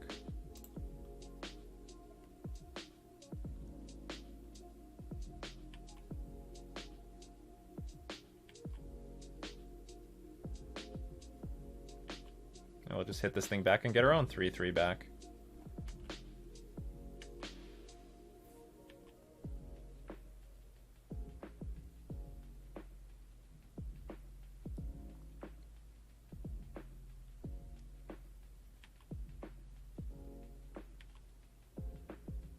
I don't think I can block this.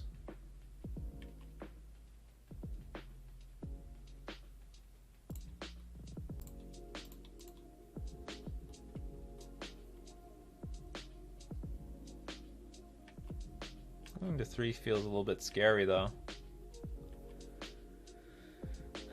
Maybe I will block this with the 3-3 just to keep our head high enough so I don't get eaten up by a Mantis Rider randomly.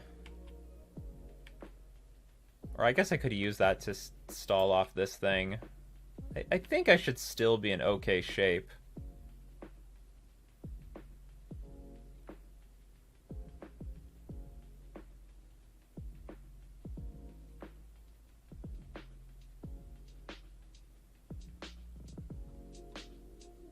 Attack for 3.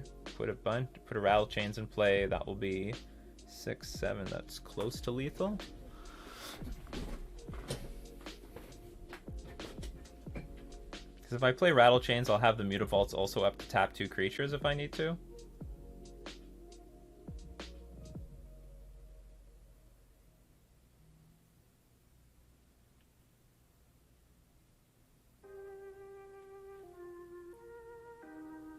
Or I just attack with Shacklegeist and I have the option of like using Spell Queller if they have to cast a creature. That's not too bad.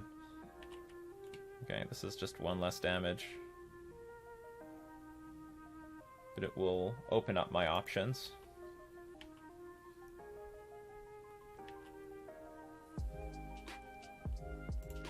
We might see this Spell Queller get cast in the humans match after all.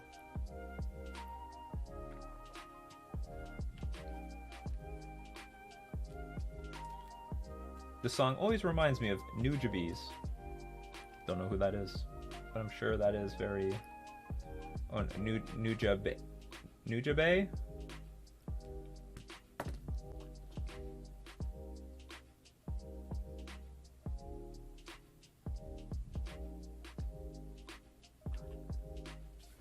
Okay, so I have a choice. Do I...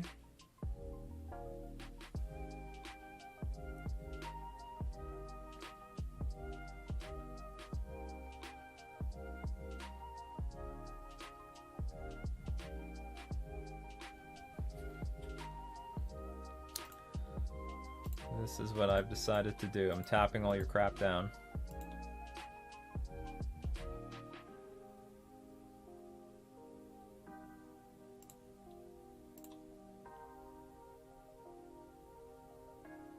And I might block with a Mutavault.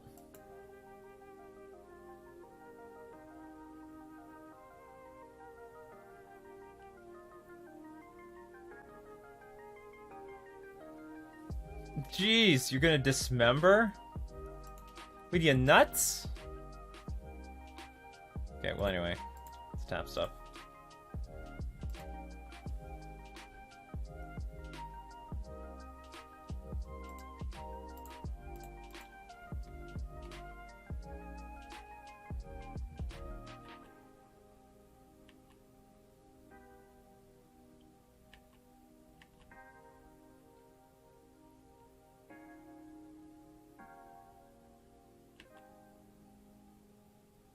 I guess I just take the damage. It's only 3 damage. Okay, this would be a great plot twist if they randomly have Plague Engineer.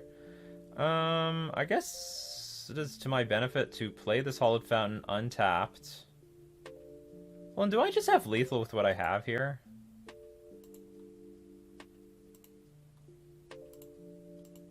More or less. Should I just attack with everything? And then just go to damage? I mean, this is just lethal. I can flat... Yeah, I can... This Flash Drog Skull is about to be life. So, I mean, if they flash in Reflector Mage, it's not good enough. Nope. I didn't need anything, apparently. Just attack with everything. We won the match. All right. Sweet. Okay, we're 2-1 so far in this Modern League. Taking forever. Oh my god, 2 hours. Very grindy games. I'm just going to take a quick bathroom break, and we will be back with the Blue-White Spirits action.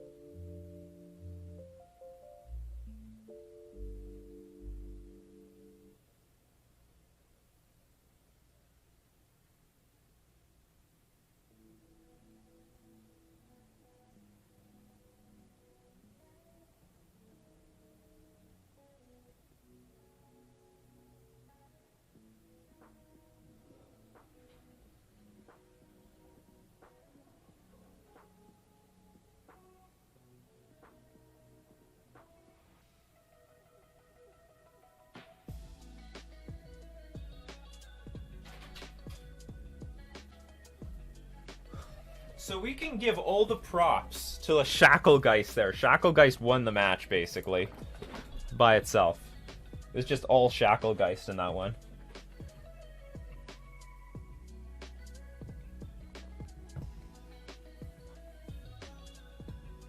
Just tap down all the attackers for forever who they could never get through. It was like a pseudo ensnaring bridge.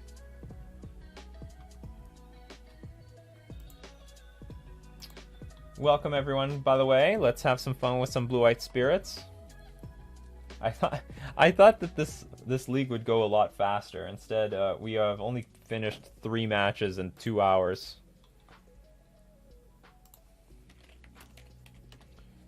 It's funny that now that I'm playing Spirits, it feels very much in the I'm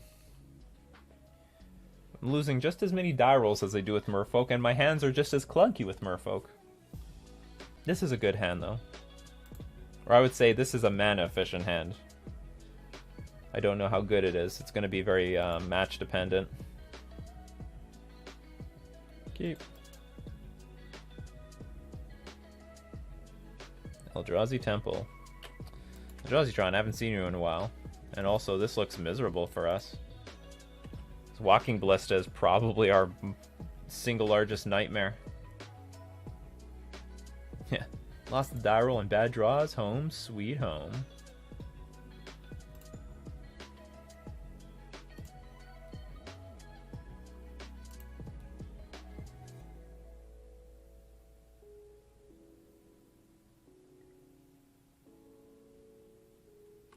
I sort of want to hold up Rattle Chains, but I guess it's not important. Well, like, I mean, like, play Shacklegeist here, and then even if I don't have Rattle Chains up, I'll have it up later, but I'm just going to flash it in at end of turn. Are we just wearing the Goku weight vest? When we start winning die rolls, we will be unstoppable, hopefully. I was wearing my weight vest. Let me just take it off. Well, well, well. I recognize you. You are terrorizing no matter what creature deck I'm playing. I wish we got to play against this with zombies. I would hope to Raffle Stomp the damn thing. I don't know if we would, but I would hope to.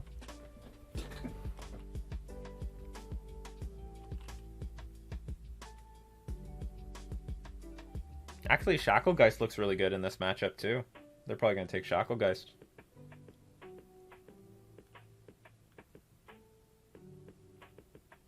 Winning the die roll with this deck feels so good, I imagine. Same thing. I don't know if winning the die roll feels so good with Merfolk, but it doesn't feel bad. Interesting, they took the Selfless Spirit.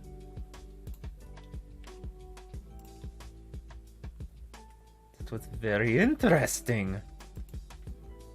Damn, Windswept Heath, I have to go get a... Do I just spew my hand on the battlefield? I guess I just do. The amount of damage we deal is probably the most important.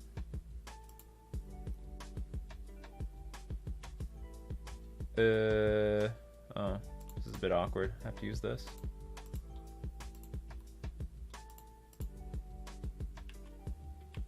I'm doing this all out of order. That's okay. I know what I'm doing. And maybe we can draw one more land. We can start drawing cards off of the Spectral Sailor. Yeah, they didn't take the Shackle. Curious move. Very curious. Karn? Ballista onto.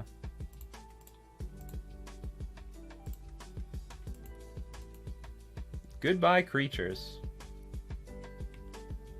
At least 2 of them.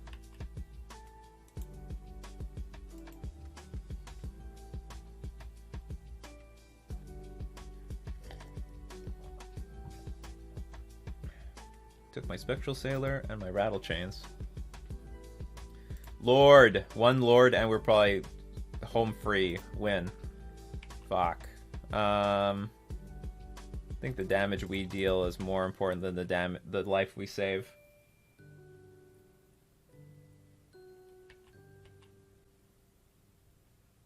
Yeah, bring it.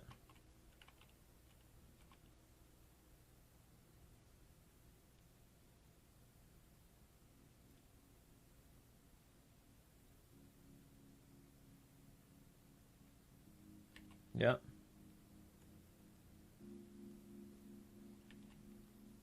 Wow, that's terrible. Well, now if I draw a Lord or something, I'll be very... It'll feel just like I was playing a Merfolk deck. I get everything out of order, you see? That's what happens when I play Merfolk against Eldrazi Tron. I get everything in the wrong order. If I had got this earlier, these cards wouldn't even do anything.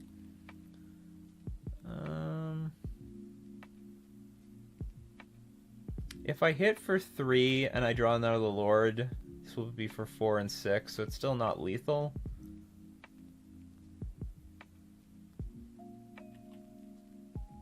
You know what? I don't think holding it in my hand has a big advantage, so I'll just play it.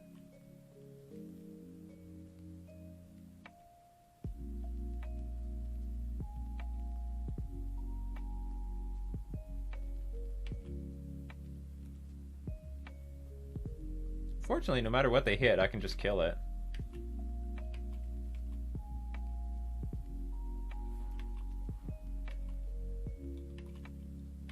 But they're the ones with the cards, I'm not.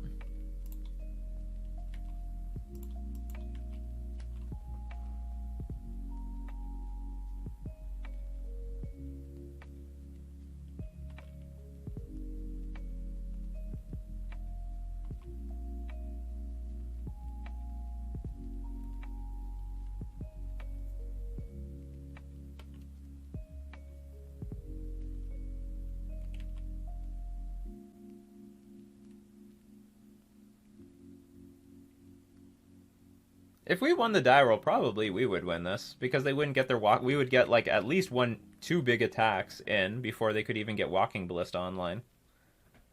I mean, I don't know what else is in their hand. Maybe they have a Dismember to slow things down, but probably this came down to the die roll, because we had a really good mana efficient hand. And didn't I say like the old... Ooh, this is a good one. What did they grab? They chose Walking Ballista. They have 1, 2, 3, 4, 5, 6. I don't have... Like, these cards are late. I needed this last turn. Then I would just attack for... maybe not victory, but...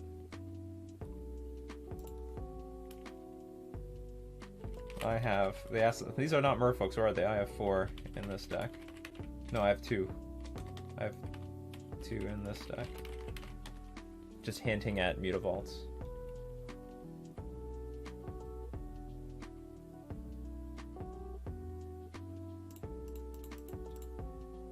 Anyway, I don't know what to do here. We're clearly just lost.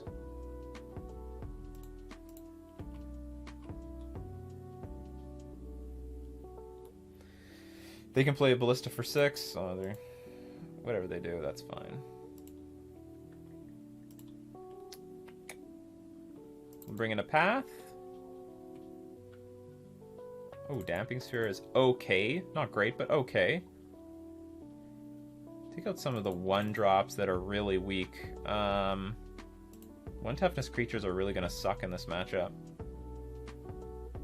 Rattle Chains can survive some stuff, so I guess we'll take out a Selfless Spirit.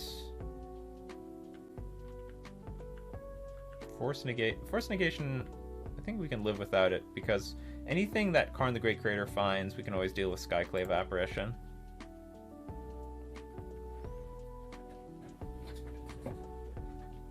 Selfless Spirit is pretty bad versus All Is Dust and Dismember and Walking Ballista.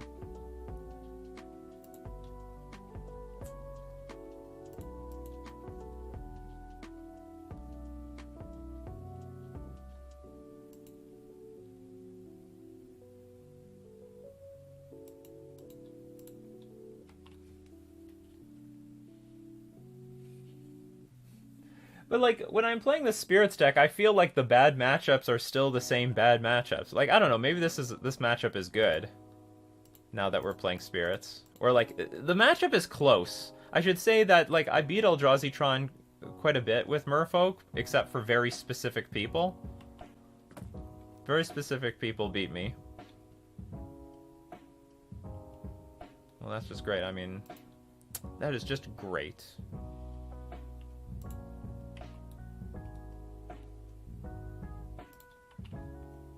Playing the Mutavault there might represent Spell Queller, but that's okay. You can know I have Spell Queller.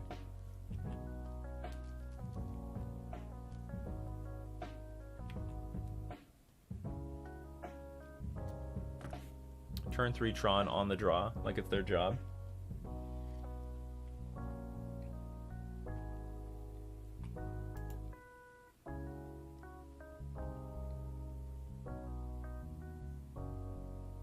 Sure.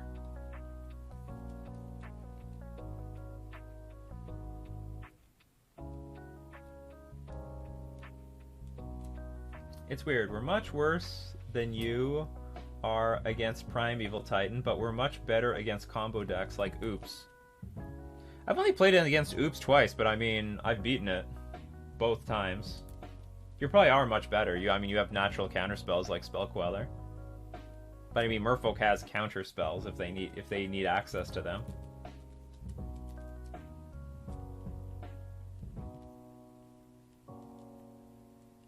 I think you're now definitely much better against Ensnaring Bridge than I am. I have a feeling they have an answer to the Spell Queller in the future, but I mean, I can't afford to not use my mana here. Okay, they don't have Dismember.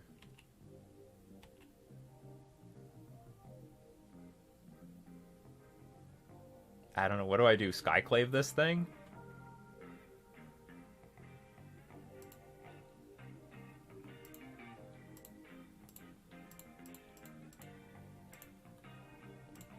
Otherwise, this thing might get eaten up by a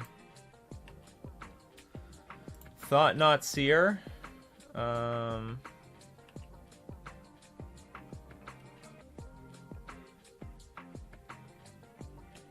Guess I'll just hold the path in hand.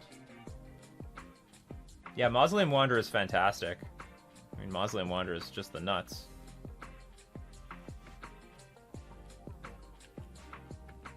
Opponent is so excited to get this Walking Ballista out.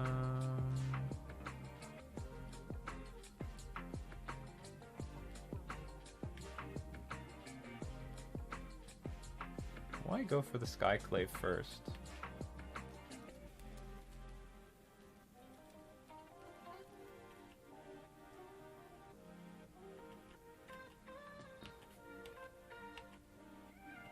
This is such weird sequencing here.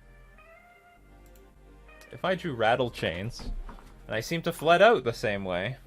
I mean, I can't beat this Walking Ballista. I mean, I guess I had my answer here, Skyclave Apparition. Nah, I really don't regret playing this thing, because if I don't play it, then they could just play Thought-Knot Seer and eat it anyway. One Burrow's a buy. I end up losing that matchup. We don't ever get to attack for 15 though, and G-Tron actually requires maximum effort.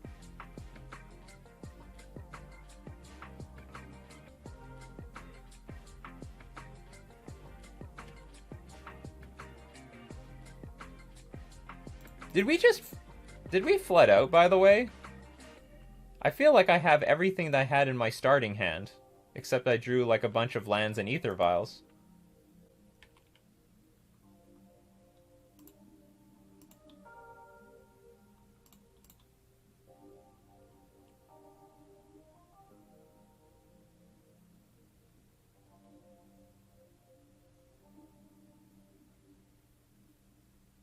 Well, I guess if I path the Walking Ballista right now... well... whatever. It's going to eat the Spell Queller next turn anyway, so I guess I just try... I mean, they're probably going to eat up the Spell Queller, but there's nothing I can do about it. I was hoping to draw Rattle Chains, so for the last trigger, I could Rattle Chains, and then Ballista gets nothing.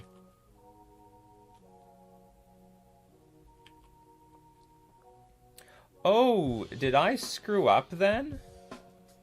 Because I could have tapped down the Illusion and then attack the Karn. It still is not enough, but it was something. In fact, if I drew a creature, that would have been enough to tap down the Illusion, and then attack with two creatures to hopefully... Well, it still wouldn't kill Karn, but it would be something. It's funny. And Ballista just sucks. Same thing with Merfolk. Ballista just sucks.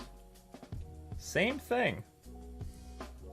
But the fortunate thing for Spirits is that this deck is sort of on the downtick. It's not nearly as popular as it has been in the past. So that puts Spirits, like, much better position than it normally is. It's the boat! Okay, I'm just going to concede this. We can go to Game 5. Or sorry, we're going to go to Match 5. I'm not beating this at all with our dinky little friends. I wonder what that matchup is like, because if I did win the die roll in game 1, the hand was super lean and I would have just smashed them.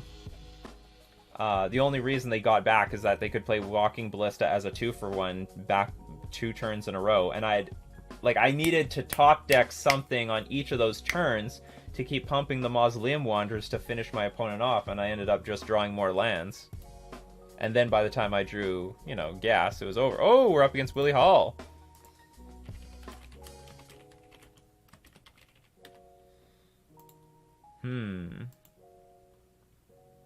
Oh, we won a die roll, though, so we get to keep this.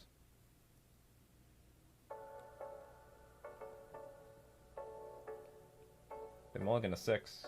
Yeah, well, fuck Tron. Yeah, that's definitely true. What I really want to happen is for a crap ton more people to play your deck, so Primeval Titan sees less play. I don't know if a lot of people, if they play Merfolk, there'd be a lot less Primeval Titan. I wouldn't say I have that bad of a matchup against Primeval Titan. I wouldn't say I have like a slam dunk good matchup. I feel a little hesitant to take damage here, but I think I need the white mana for Skyclave Apparition somewhere in the future. Some chance I just fetch a Plains here because I don't need the blue mana. Oh, is he playing the stupid deck too? Oh, he is. I can't interact with this. Alright, let's go on. We do have a good hand to race, though. I mean, if there was a hand to race, this is it.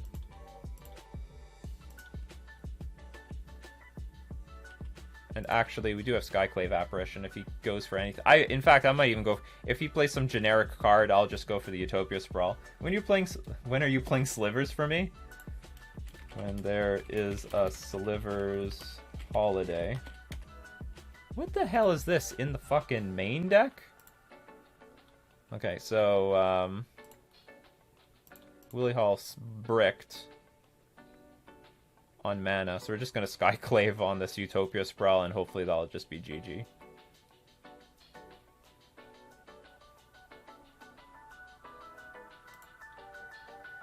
Actually, I should just get blue mana.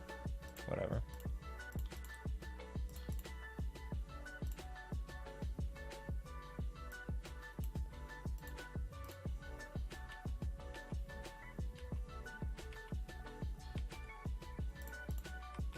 This guy's like, fuck Tron and also fuck Prowess. Oh, wow. Must be nice, Willie Hall. Must be nice. Well, we're flying in the air, so it's not too bad. And still very far from the combo.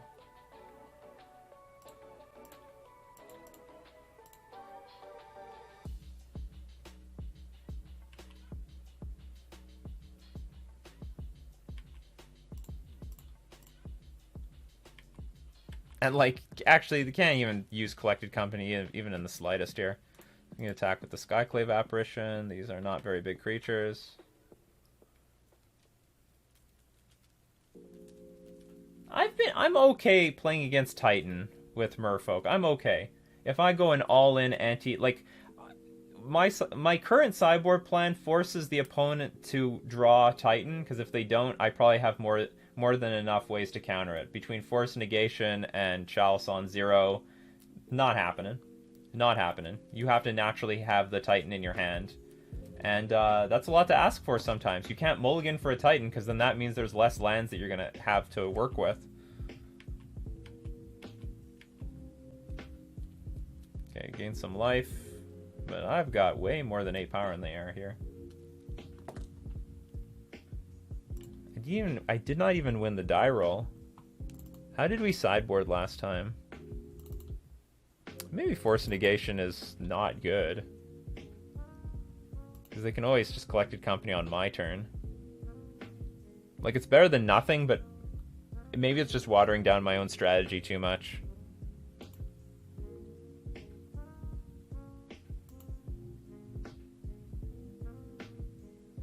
Shacklegeist.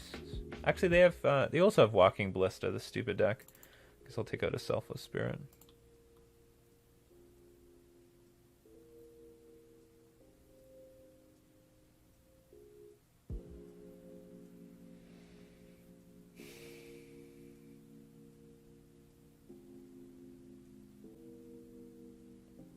I don't really like this hand, but I'll keep it.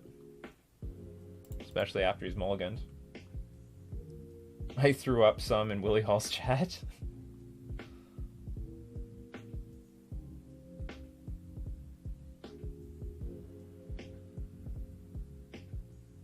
Something that probably does need to be explored is that zombies list, because like when it won, I mean it won. I mean it just mauled the opponent.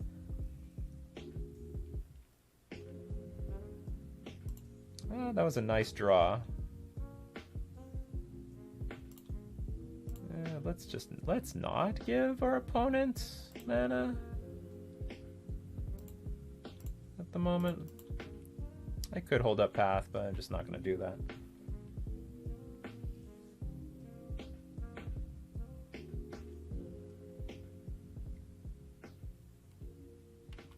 Heliod himself.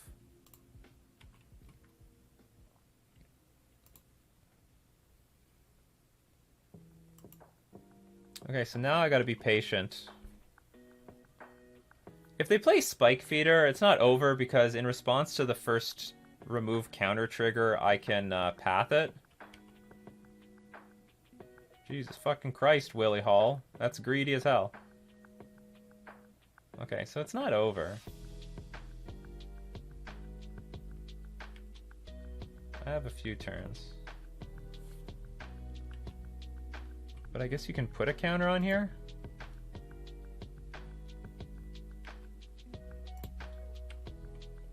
Maybe I don't have much time. I have less time than I thought I did.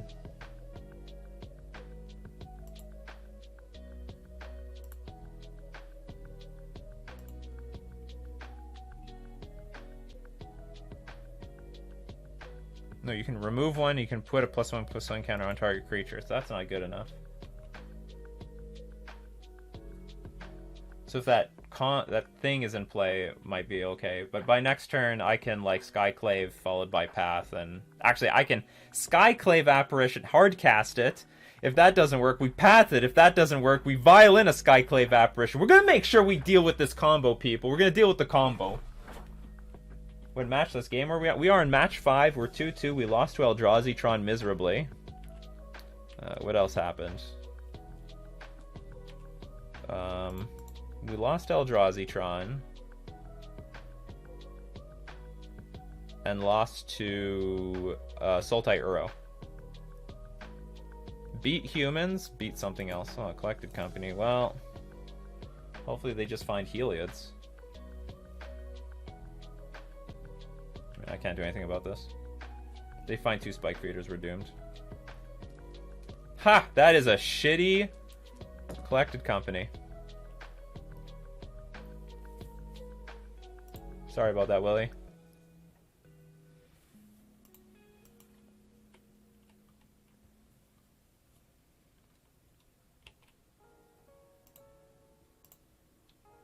These are going to 3. Oh, you want to do this now?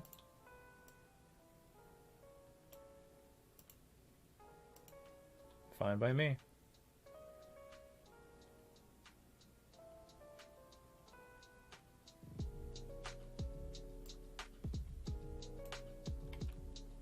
You didn't want the life?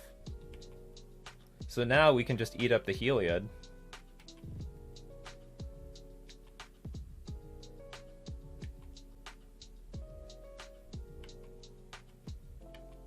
Well, they got us. He has a small army here.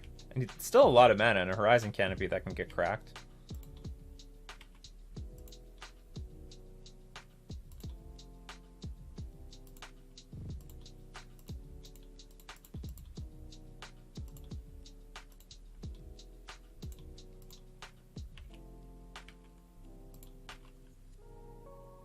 Do these lists play Postmortem Lunge or something now? No. It's just like an all-in Collected Company deck.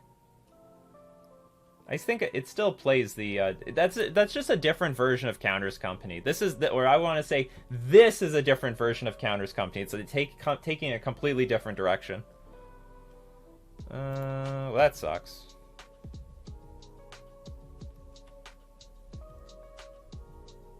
Because they can get Walking Ballista now. It's not bad.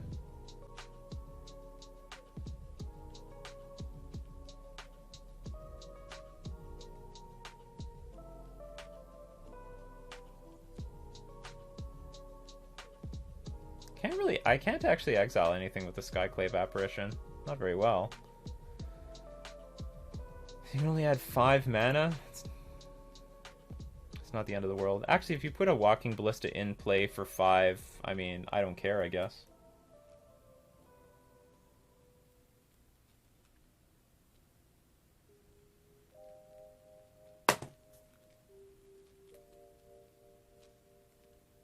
But you can't play it for 5, for example.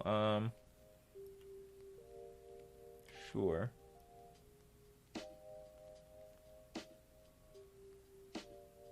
Well, I think they think he thinks I have Spell Queller. Which in that case, you probably shouldn't play Walking Ballista period here.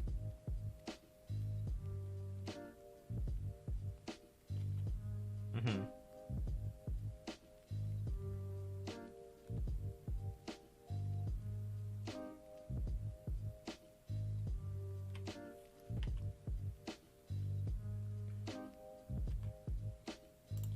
So we can't ever hit, so long as Giver of Runes is on the battlefield, we'll never hit the Walking Ballista, so we're just going to eat up the Giver of Runes now, try to get in a good attack. I'm going to start attacking the Mutavault, but I definitely want to draw something sweet here.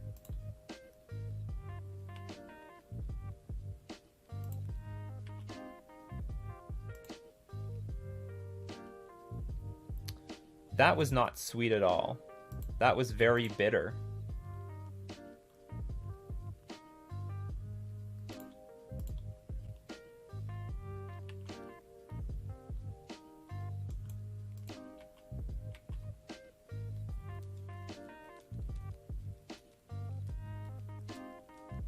I wish I had a Lord to punish that. I do not.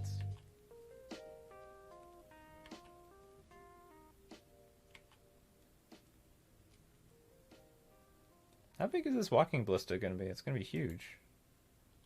Do I even play this Wanderer? Yeah, I guess it's a 2-power creature. Or 2-toughness creature. Better than nothing. Well, while I thought I had a pretty good chance here, it turns out this hand's turned out terrible. You know what's very good against this deck? Probably Gut Shot. Just to hit Arbor Elf and also hit the Spike Feeder when it tries to trigger.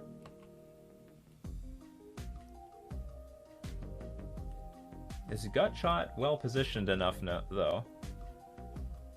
Probably not.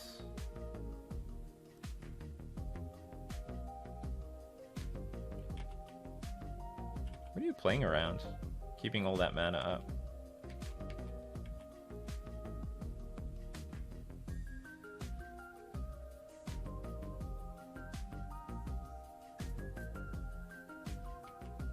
Aha! So you can move counters to the Walking Ballista. But you can only move the +1/+1 counter. You can't move charge counters. Oh, it doesn't matter. Remove any +1/+1 counter on it. Oh, it's not even a charge counter. It's just a +1/+1 counter.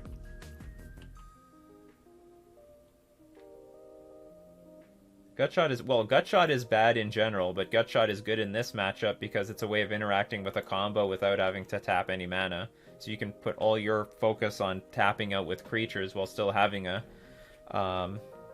having an answer this stupid thing. While also hitting mana dorks.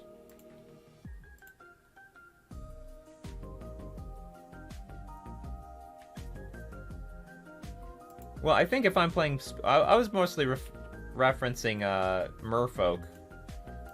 If you're spirits, you certainly have more answers than anything. Where did you get out of here?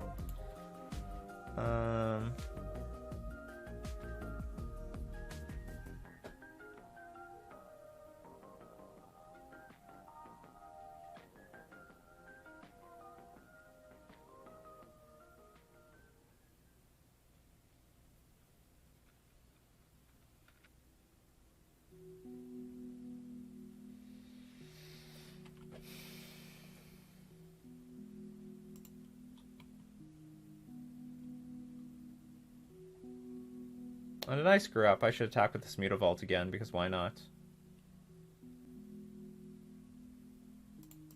My opponent isn't anywhere closer to killing me. See, look, it's like free damage I could have attacked.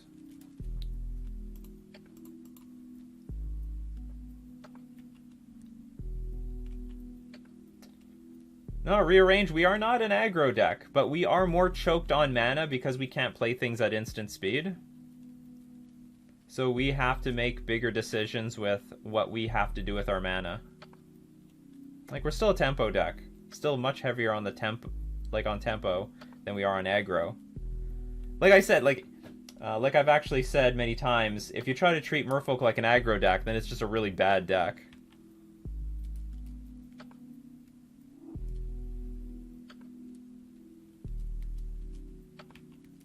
It's just that Merfolk is a super clunky deck. Like, it's very it's sort of similar in like what I'm experiencing here. Except we do have the option to play things at flash speed. So we have way more options with our mana, even though the deck is pretty clunky. I guess I'll just take 3 damage from this thing. I'm surprised I'm still alive. If I could have drawn back-to-back lords, maybe we would have won.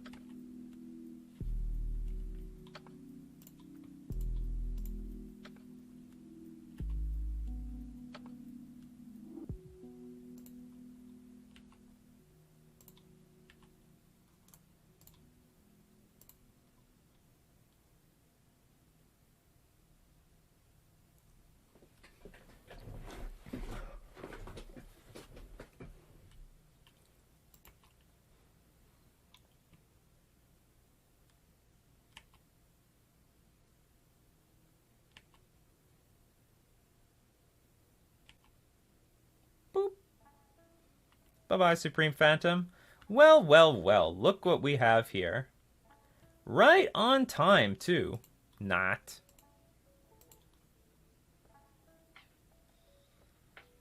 Can I survive a swing back? Probably not. I will attack anyway. Blocking is for losers.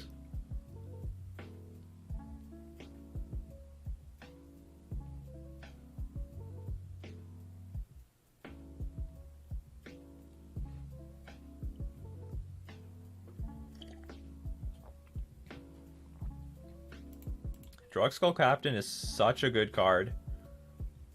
I'm drawing it way too late in these matches.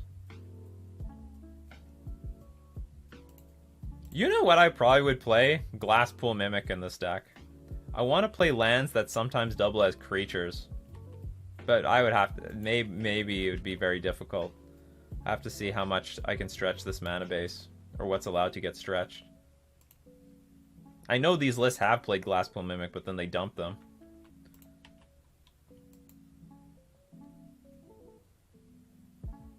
I might prefer Glasspool Mimic over, say, Horizon lands, though. I think one of the Horizon lands is for strictly the purpose of white mana. Blocking will get you nowhere.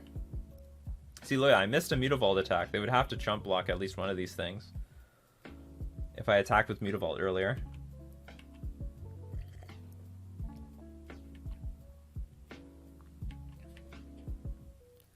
What's gonna happen here? This thing's gonna die. 4, 5, 6, 7, 8. Oh, I live.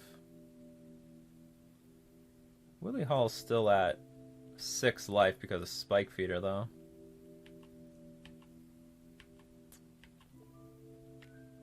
Actually, a Lord would... No, a Lord won't do it because it'll put them to 7. What do I need?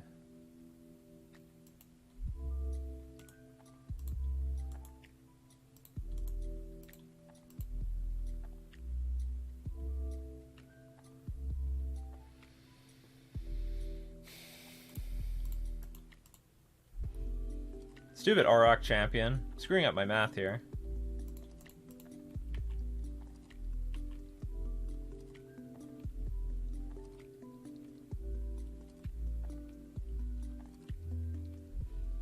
Shit, they blocked.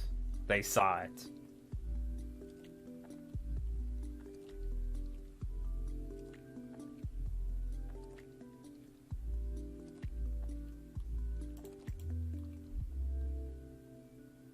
Imagine we were getting these lords earlier. Oh, Fuck me. I didn't think about that. Alright. Well, the good news is that Walking Ballista's dead. That was one of our biggest problems.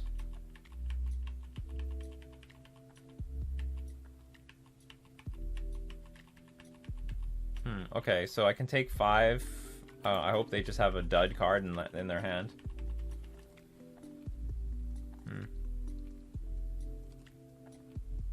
I'm not really thinking in this game at the moment, but maybe a better play was to tick the Vial up to 3 so I could double my... Well, I didn't know I was going to draw Drogskull Captain, to be honest. So whatever I did, it was fine.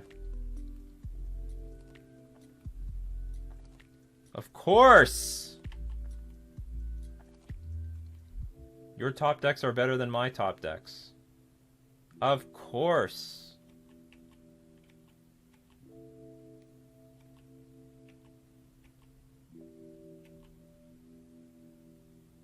I want to win this thing because this is a tough matchup. What is Spirit's matchup like here? I'm sure you have way more game than Merfolk does. But it's still, it's the same scenario. You can't beat Infinite Life.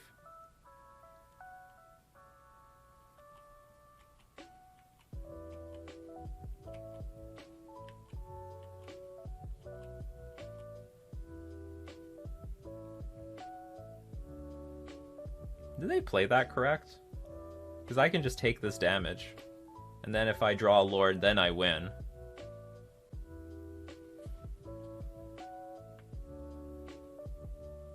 No, you can give something lifelink. Okay, well, just take the damage, I guess. Gain 4 life, go to 9. Now what do I need? It's correct, JLT. They will gain 4 life.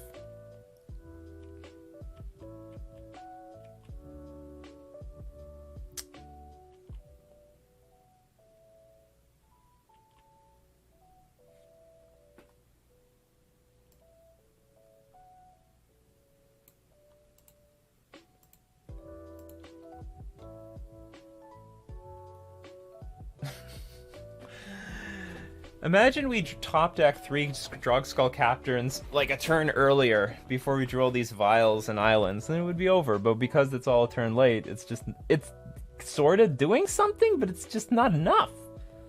Heliod combos suck, of course, but we have a relatively easy time against specifically Company, and the attacking half of their deck does 0. Well, I don't know if it does 0. It's doing something here. Obviously, 3 Vials and 5 lands. What can you do there? But our average draws beat this deck fine. I don't know how Spell Queller easily beats this, because they can still play Collected Company on your turn, or at least choke your mana, and they still can ramp really quickly before you even have Spell Queller. They can get Collected Company online by turn 2. I mean, those are the best draws, I guess. Okay, one big attack. One more big attack. One more big attack.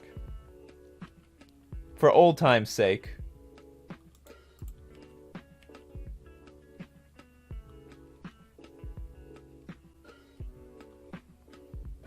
I should just play this stupid land in my hand.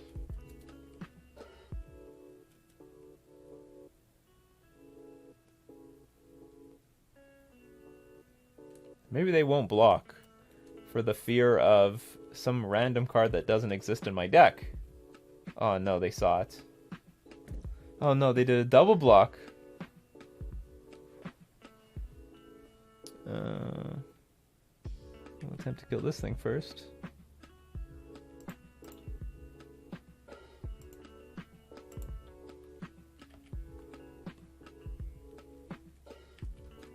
You just wait till their turn, Violent Drogskull when they attack, and gain some favorable trades.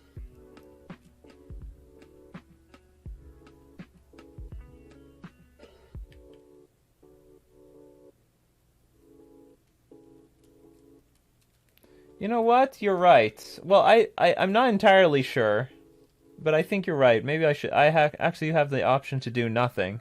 Doing something actually might have been stupid. Well, I can't give anything protection. They can still attack with, say, 1 illusion. Well, that's not too bad for them. And then give protection with Giver of Runes. Hey, why did my thing die? You were a big, beefy Skyclave apparition. You're a 4/4. Oh, this thing's a 2/3. Anyway, I'm gonna concede. I'm gonna shame Scoop and move on. They did gain life.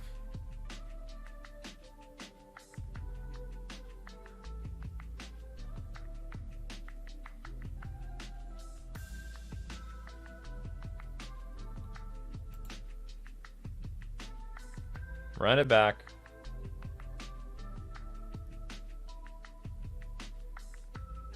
Let's hope we're fast.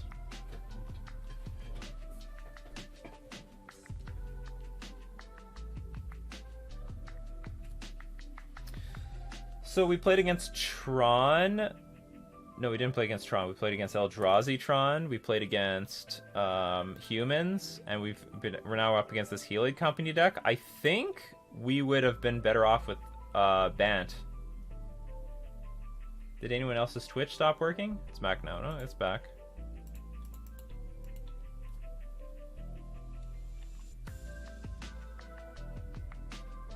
I don't have much green mana. This is strictly here as a 5th Flooded Strand. Does Coco work in our... Oh, this Coco definitely works in Spirits. Absolutely. To dig for those lords.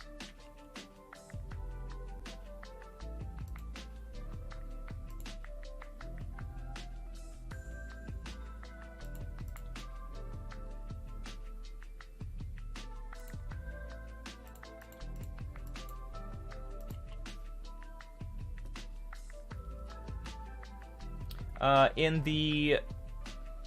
Oh, you mean in Merfolk? It's playable. It's playable. I've played it before many times. And actually, I think it works better now with Glasspool Mimic than it did before, because now you have a card that could act as another creature, or it can be a land that helps you eventually move up into... curve into Collected Company. It's still a 2... It's still a 2-for-1 in your hand. What is with these Utopia Sprawls?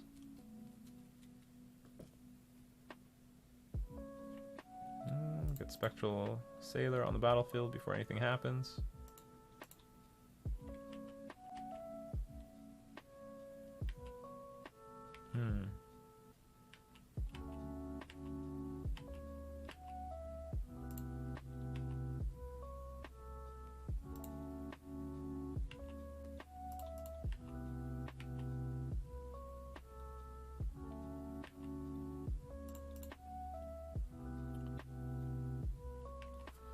So far, our draws have been garbage.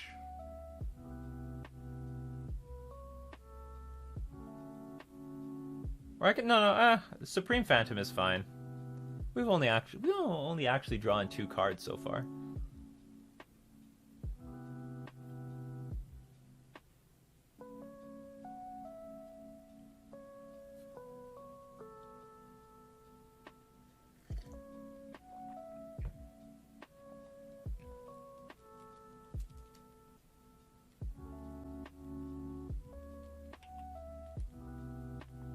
I think the Bant version would do a whole hell lot better here than what I'm doing here with this. Because this, I think Blue-White is just a little bit too clunky for this particular matchup. Even if I somehow win this, I don't think this is... I think this would be either 50-50 or worse. I think this deck is too fast. I've played against this deck a lot, and they have rollouts like this very similarly all the time, and you still have to deal with Walking Ballista. Like, I need another Lord badly. Oh, that was very lucky of me. They just exposed their Walking Ballista. But they have Giver of Runes out, so we have to snipe off the Giver of Runes first. And then we snipe off the Walking Ballista.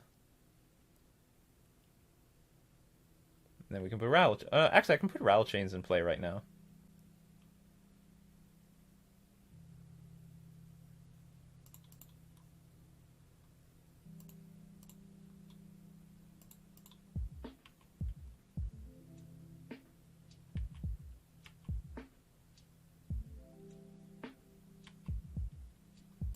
Auroch Champion is doing a lot of work, though.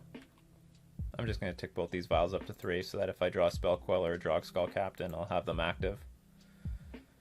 This actually looks way better than all those options. So we'll attack. No, I guess I'll just Skyclave the Walking Ballista because they're not going to get it back.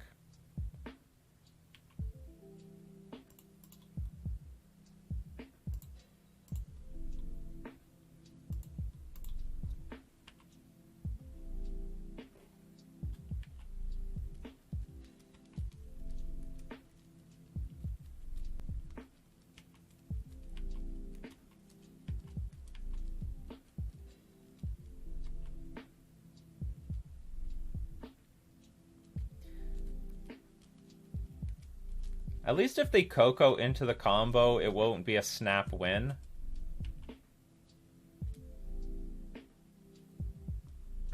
So what do I gotta do? I think I have to Path to Exile this Heliod. Well, I'll just see what happens. Oh no, yeah, I had to Path to Exile the Heliod. This was silly.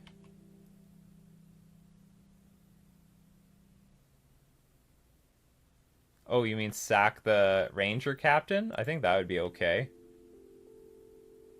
I just don't want there to be this Heliod combo. Okay, so you can gain some life. Or do I just snap you off? You know what? Maybe it's just better to hit this thing.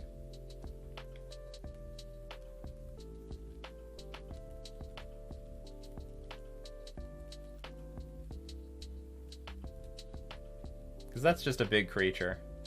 I have to deal with that anyway.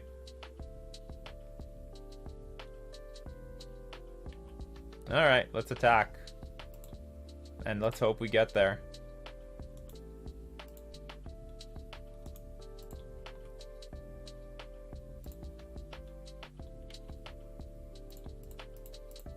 That is very much the theme of this game so far. But if we, you know what, flooding out is not too bad in this spot because of Spectral Sailor, so like maybe this is going to be good flooding out.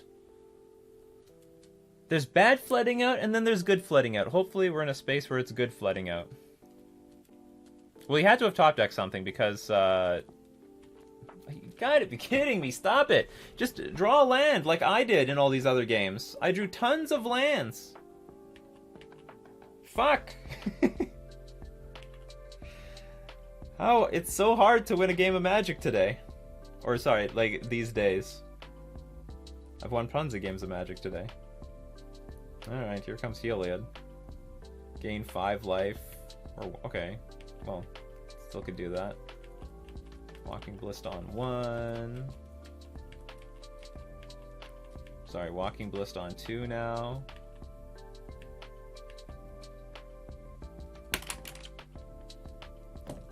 Oh, is this the combo? Right, okay, can see. Good games. So, I mean, my starting hand wasn't that good because it wasn't very aggro, it was a bit too interactive. And it drew into a little bit of stuff, but it didn't draw into enough. Maybe it was worth a mulligan. It was like 2 lands, Vile, 2 crappy creatures, and then 2 Path to Exile. It was close. That was very close. Like, if he doesn't top deck the Ranger Captain of Eos, like, there was a lot of dead draws there, right? There was just so many dead draws. If he doesn't there's a lot of good top decks, don't get me wrong. There's Collected Company, there's the Ranger Captain, you can just top deck Walking Ballista, or the Spike Feeder. But there's, like, a lot more garbage, too. You could draw another land, you could draw an Arbor Elf, Utopia Sprawl, another one of the Auroch Champions, and I would have been in good shape. Or maybe Auroch Champion might not have been good, because that would have turned on Heliod. It was close. It was close. Well, 2-3, unfortunately. A very sheepish result with Blue-White Spirits. Feels very similar to Merfolk. Same clunk, but better interaction. Skyclave Apparition definitely felt good.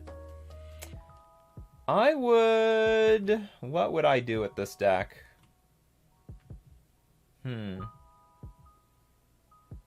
I'm not sure.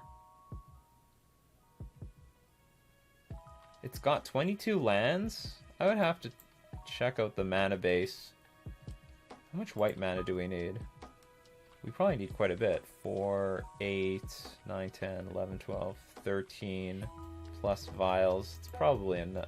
14, oh, this is 7, 8, 9, 13, 14, 15, 16, 17, 18. That's probably enough. Unfortunate, but I had fun watching. I hope the Spirits community enjoyed it. Honestly, though, I was expecting more out of this deck, but its bad matchups, or the matchups that it struggles with, are the same as Merfolk, it seems. It actually doesn't seem that much different. They are, like, pretty much identical. But this is Blue-White Spirits. If I go ban Spirits, this might be a completely different situation. Could be a completely different ball game, because we just go into Collected Company, hopefully find Drogskull Captain and Supreme Phantom and deal, like, much more, significantly more damage. Like, Selfless Spirit really sucked, actually. It was actually a really bad card in this league. It was basically a 2-1 for 2. It could protect you from one single removal spell. Willie Hall, you're raiding at the wrong time. I'm just going to donate your raid to somebody else's raid. We're both at the end of our streams. How you doing, Willie Hall? How did you finish? Please tell me you went 4-1. Tell me you went 4-1. You can lie to me. You could have went 3-2, but tell me you went 4-1 anyway.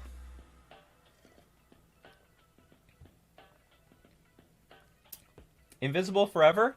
It doesn't skate... in some ways it's slower than Merfolk, but in other ways it's faster, because you don't need Spreading Seas to attack, so you just consistently attack and then your opponent is dead. But when you're stripped of your creatures, when they're using a lot of removal spells on our creatures, this deck is slower because it is just there are less lords in the deck, and they're very vulnerable and they're very small creatures. Whereas with Merfolk, you could have 2 lords on the battlefield and you have 6 power on the battlefield, and that's more than enough to, like, start swinging at your opponent. You went 5-0? Well, congratulations. I hope, even if you lied, I hope you didn't lie, but congratulations. Well, couldn't you brick on the last round? Couldn't you give me a little bit of a brick? I didn't. That's a bad matchup for me, in my opinion, and I don't think I got a break. Well, 100% lied. So I wasn't impressed with Selfless Spirit. What was I impressed with? I was very impressed with Shacklegeist. I mean, I love Drogskull Captain if we could draw it. We didn't really draw that many lords. We had a lot of hands with, like, Shacklegeist and Rattlechains. It's another thing that I would like Glasspool Mimic in this deck for, just so I could copy the lords. That would be convenient. Spell Queller was good. Skyclave Apparition was good. Yeah, I don't like Well, okay, there was a game where Selfless Spirit did save us, didn't it? Because I could pass the turn and make appropriate blocks and they couldn't attack into me anymore. So maybe there was a spot where Selfless Spirit was good. Path to Exile was okay. I don't know what to say. And we didn't get to play against Mono Red Prowess to see if Core Firewalker was any good. If I were to change anything, I might change the sideboard by quite a bit. I'm still staring at this Disdainful Stroke wondering, what the hell is this for? This is very expensive. Like, at least this should be negate. At least. I don't know, what can you counter with the Gargadon? You can counter a Gargadon with Disdainful Stroke? Like, negate would be so much more versatile than Disdainful Stroke. I can't think of what Disdainful... Like, I'm guessing they're trying to... Yeah, exactly. Titan? Oh no, there's Caverns. Exactly. What in the format do you want Disdainful Stroke for? It has to be a very large creature. And that's it. But like you said, like, they can just play Titan on Cavern, which they do very often, by the way. And this is enough. Thought-Knot Seer? They have Cavern of Souls in that deck too, holding up mana against... Well, okay, I'll give you this. It can counter a very large Walking Ballista. Maybe I was wrong. Maybe I should have brought this card in against the against that Spike Feeder deck. I can counter not only Collected Company, but I can counter a very large Walking Ballista. Oh, it's for Tron, Wormcoil Ballista? Yeah, I'm not sure. Well, when it comes to... Oh, yeah, we don't have that other 3-mana card in here. The one that taps creatures down. We have now one that just exiles permanents. I mean, I guess that's a fair trade. We can't have more than 12? I might look... I'm a huge fan of, what's it called? Nebelgast Herald. Yeah, but Negate can counter Karn the Great Creator as well. And Negate can also counter most of what's in a Tron deck. Like, there's a lot of things Disdainful Stroke cannot counter in a Tron deck. Countering the top end is not a good plan, actually, against Tron. You want to counter the low end. Because if you counter enough the low end, they may not get to the top end. But once they're at the top end, well... Okay, you have to counter every single thing, and then you're dead. Because the one that you don't counter is dead. I don't know, so I found that was a bit of a weird card. I don't mind these cards, but we just didn't get the matchups for them. Rest in Peace is probably fine. I feel... Oddly enough, I feel more comfortable with Relics. Because there was times we drew Rest in Peace, and it was just sort of a dead card. Relic was holding the fort good enough. But I mean, okay, maybe if we're up against Dredge, this is just significantly better. Extra Path was good. Yeah, this... I don't know, I guess I would have to play Bant to know the real power of what Spirits is capable of right now. I'm sure in the right matchups this would be fine, but that Heliod combo deck is rising. I'm seeing it like every league now. And if I'm playing against it once every league, this is too slow. It's just too slow. But anyway, Spirits is Spirits. Seems to be very similar to Merfolk. It was way closer to Merfolk than I thought it would be. To the point that I don't know the difference. I just hope that they have a better prowess matchup than I do, because I have a terrible prowess matchup. Slivers is next? No, it is not next. No Slivers. Until there's a holiday. We're on theme. And then I might stream on Friday for... what's it called? I might play Vampires on Friday, if there's a good Vampires list that I can figure out. We'll figure something out. We'll figure something out. Okay, so now who are we rating? Well, actually, for everyone on YouTube, so everyone watching on Twitch, that's going to be it. And for everyone on YouTube, that's going to be it. So we're going to thank all my patrons and Twitch subscribers for supporting the channel. We're also going to thank our sponsors, themanabase.com and Mana Traders. This is Nikachu, Merfolk Master, playing Blue White Spirits in Modern.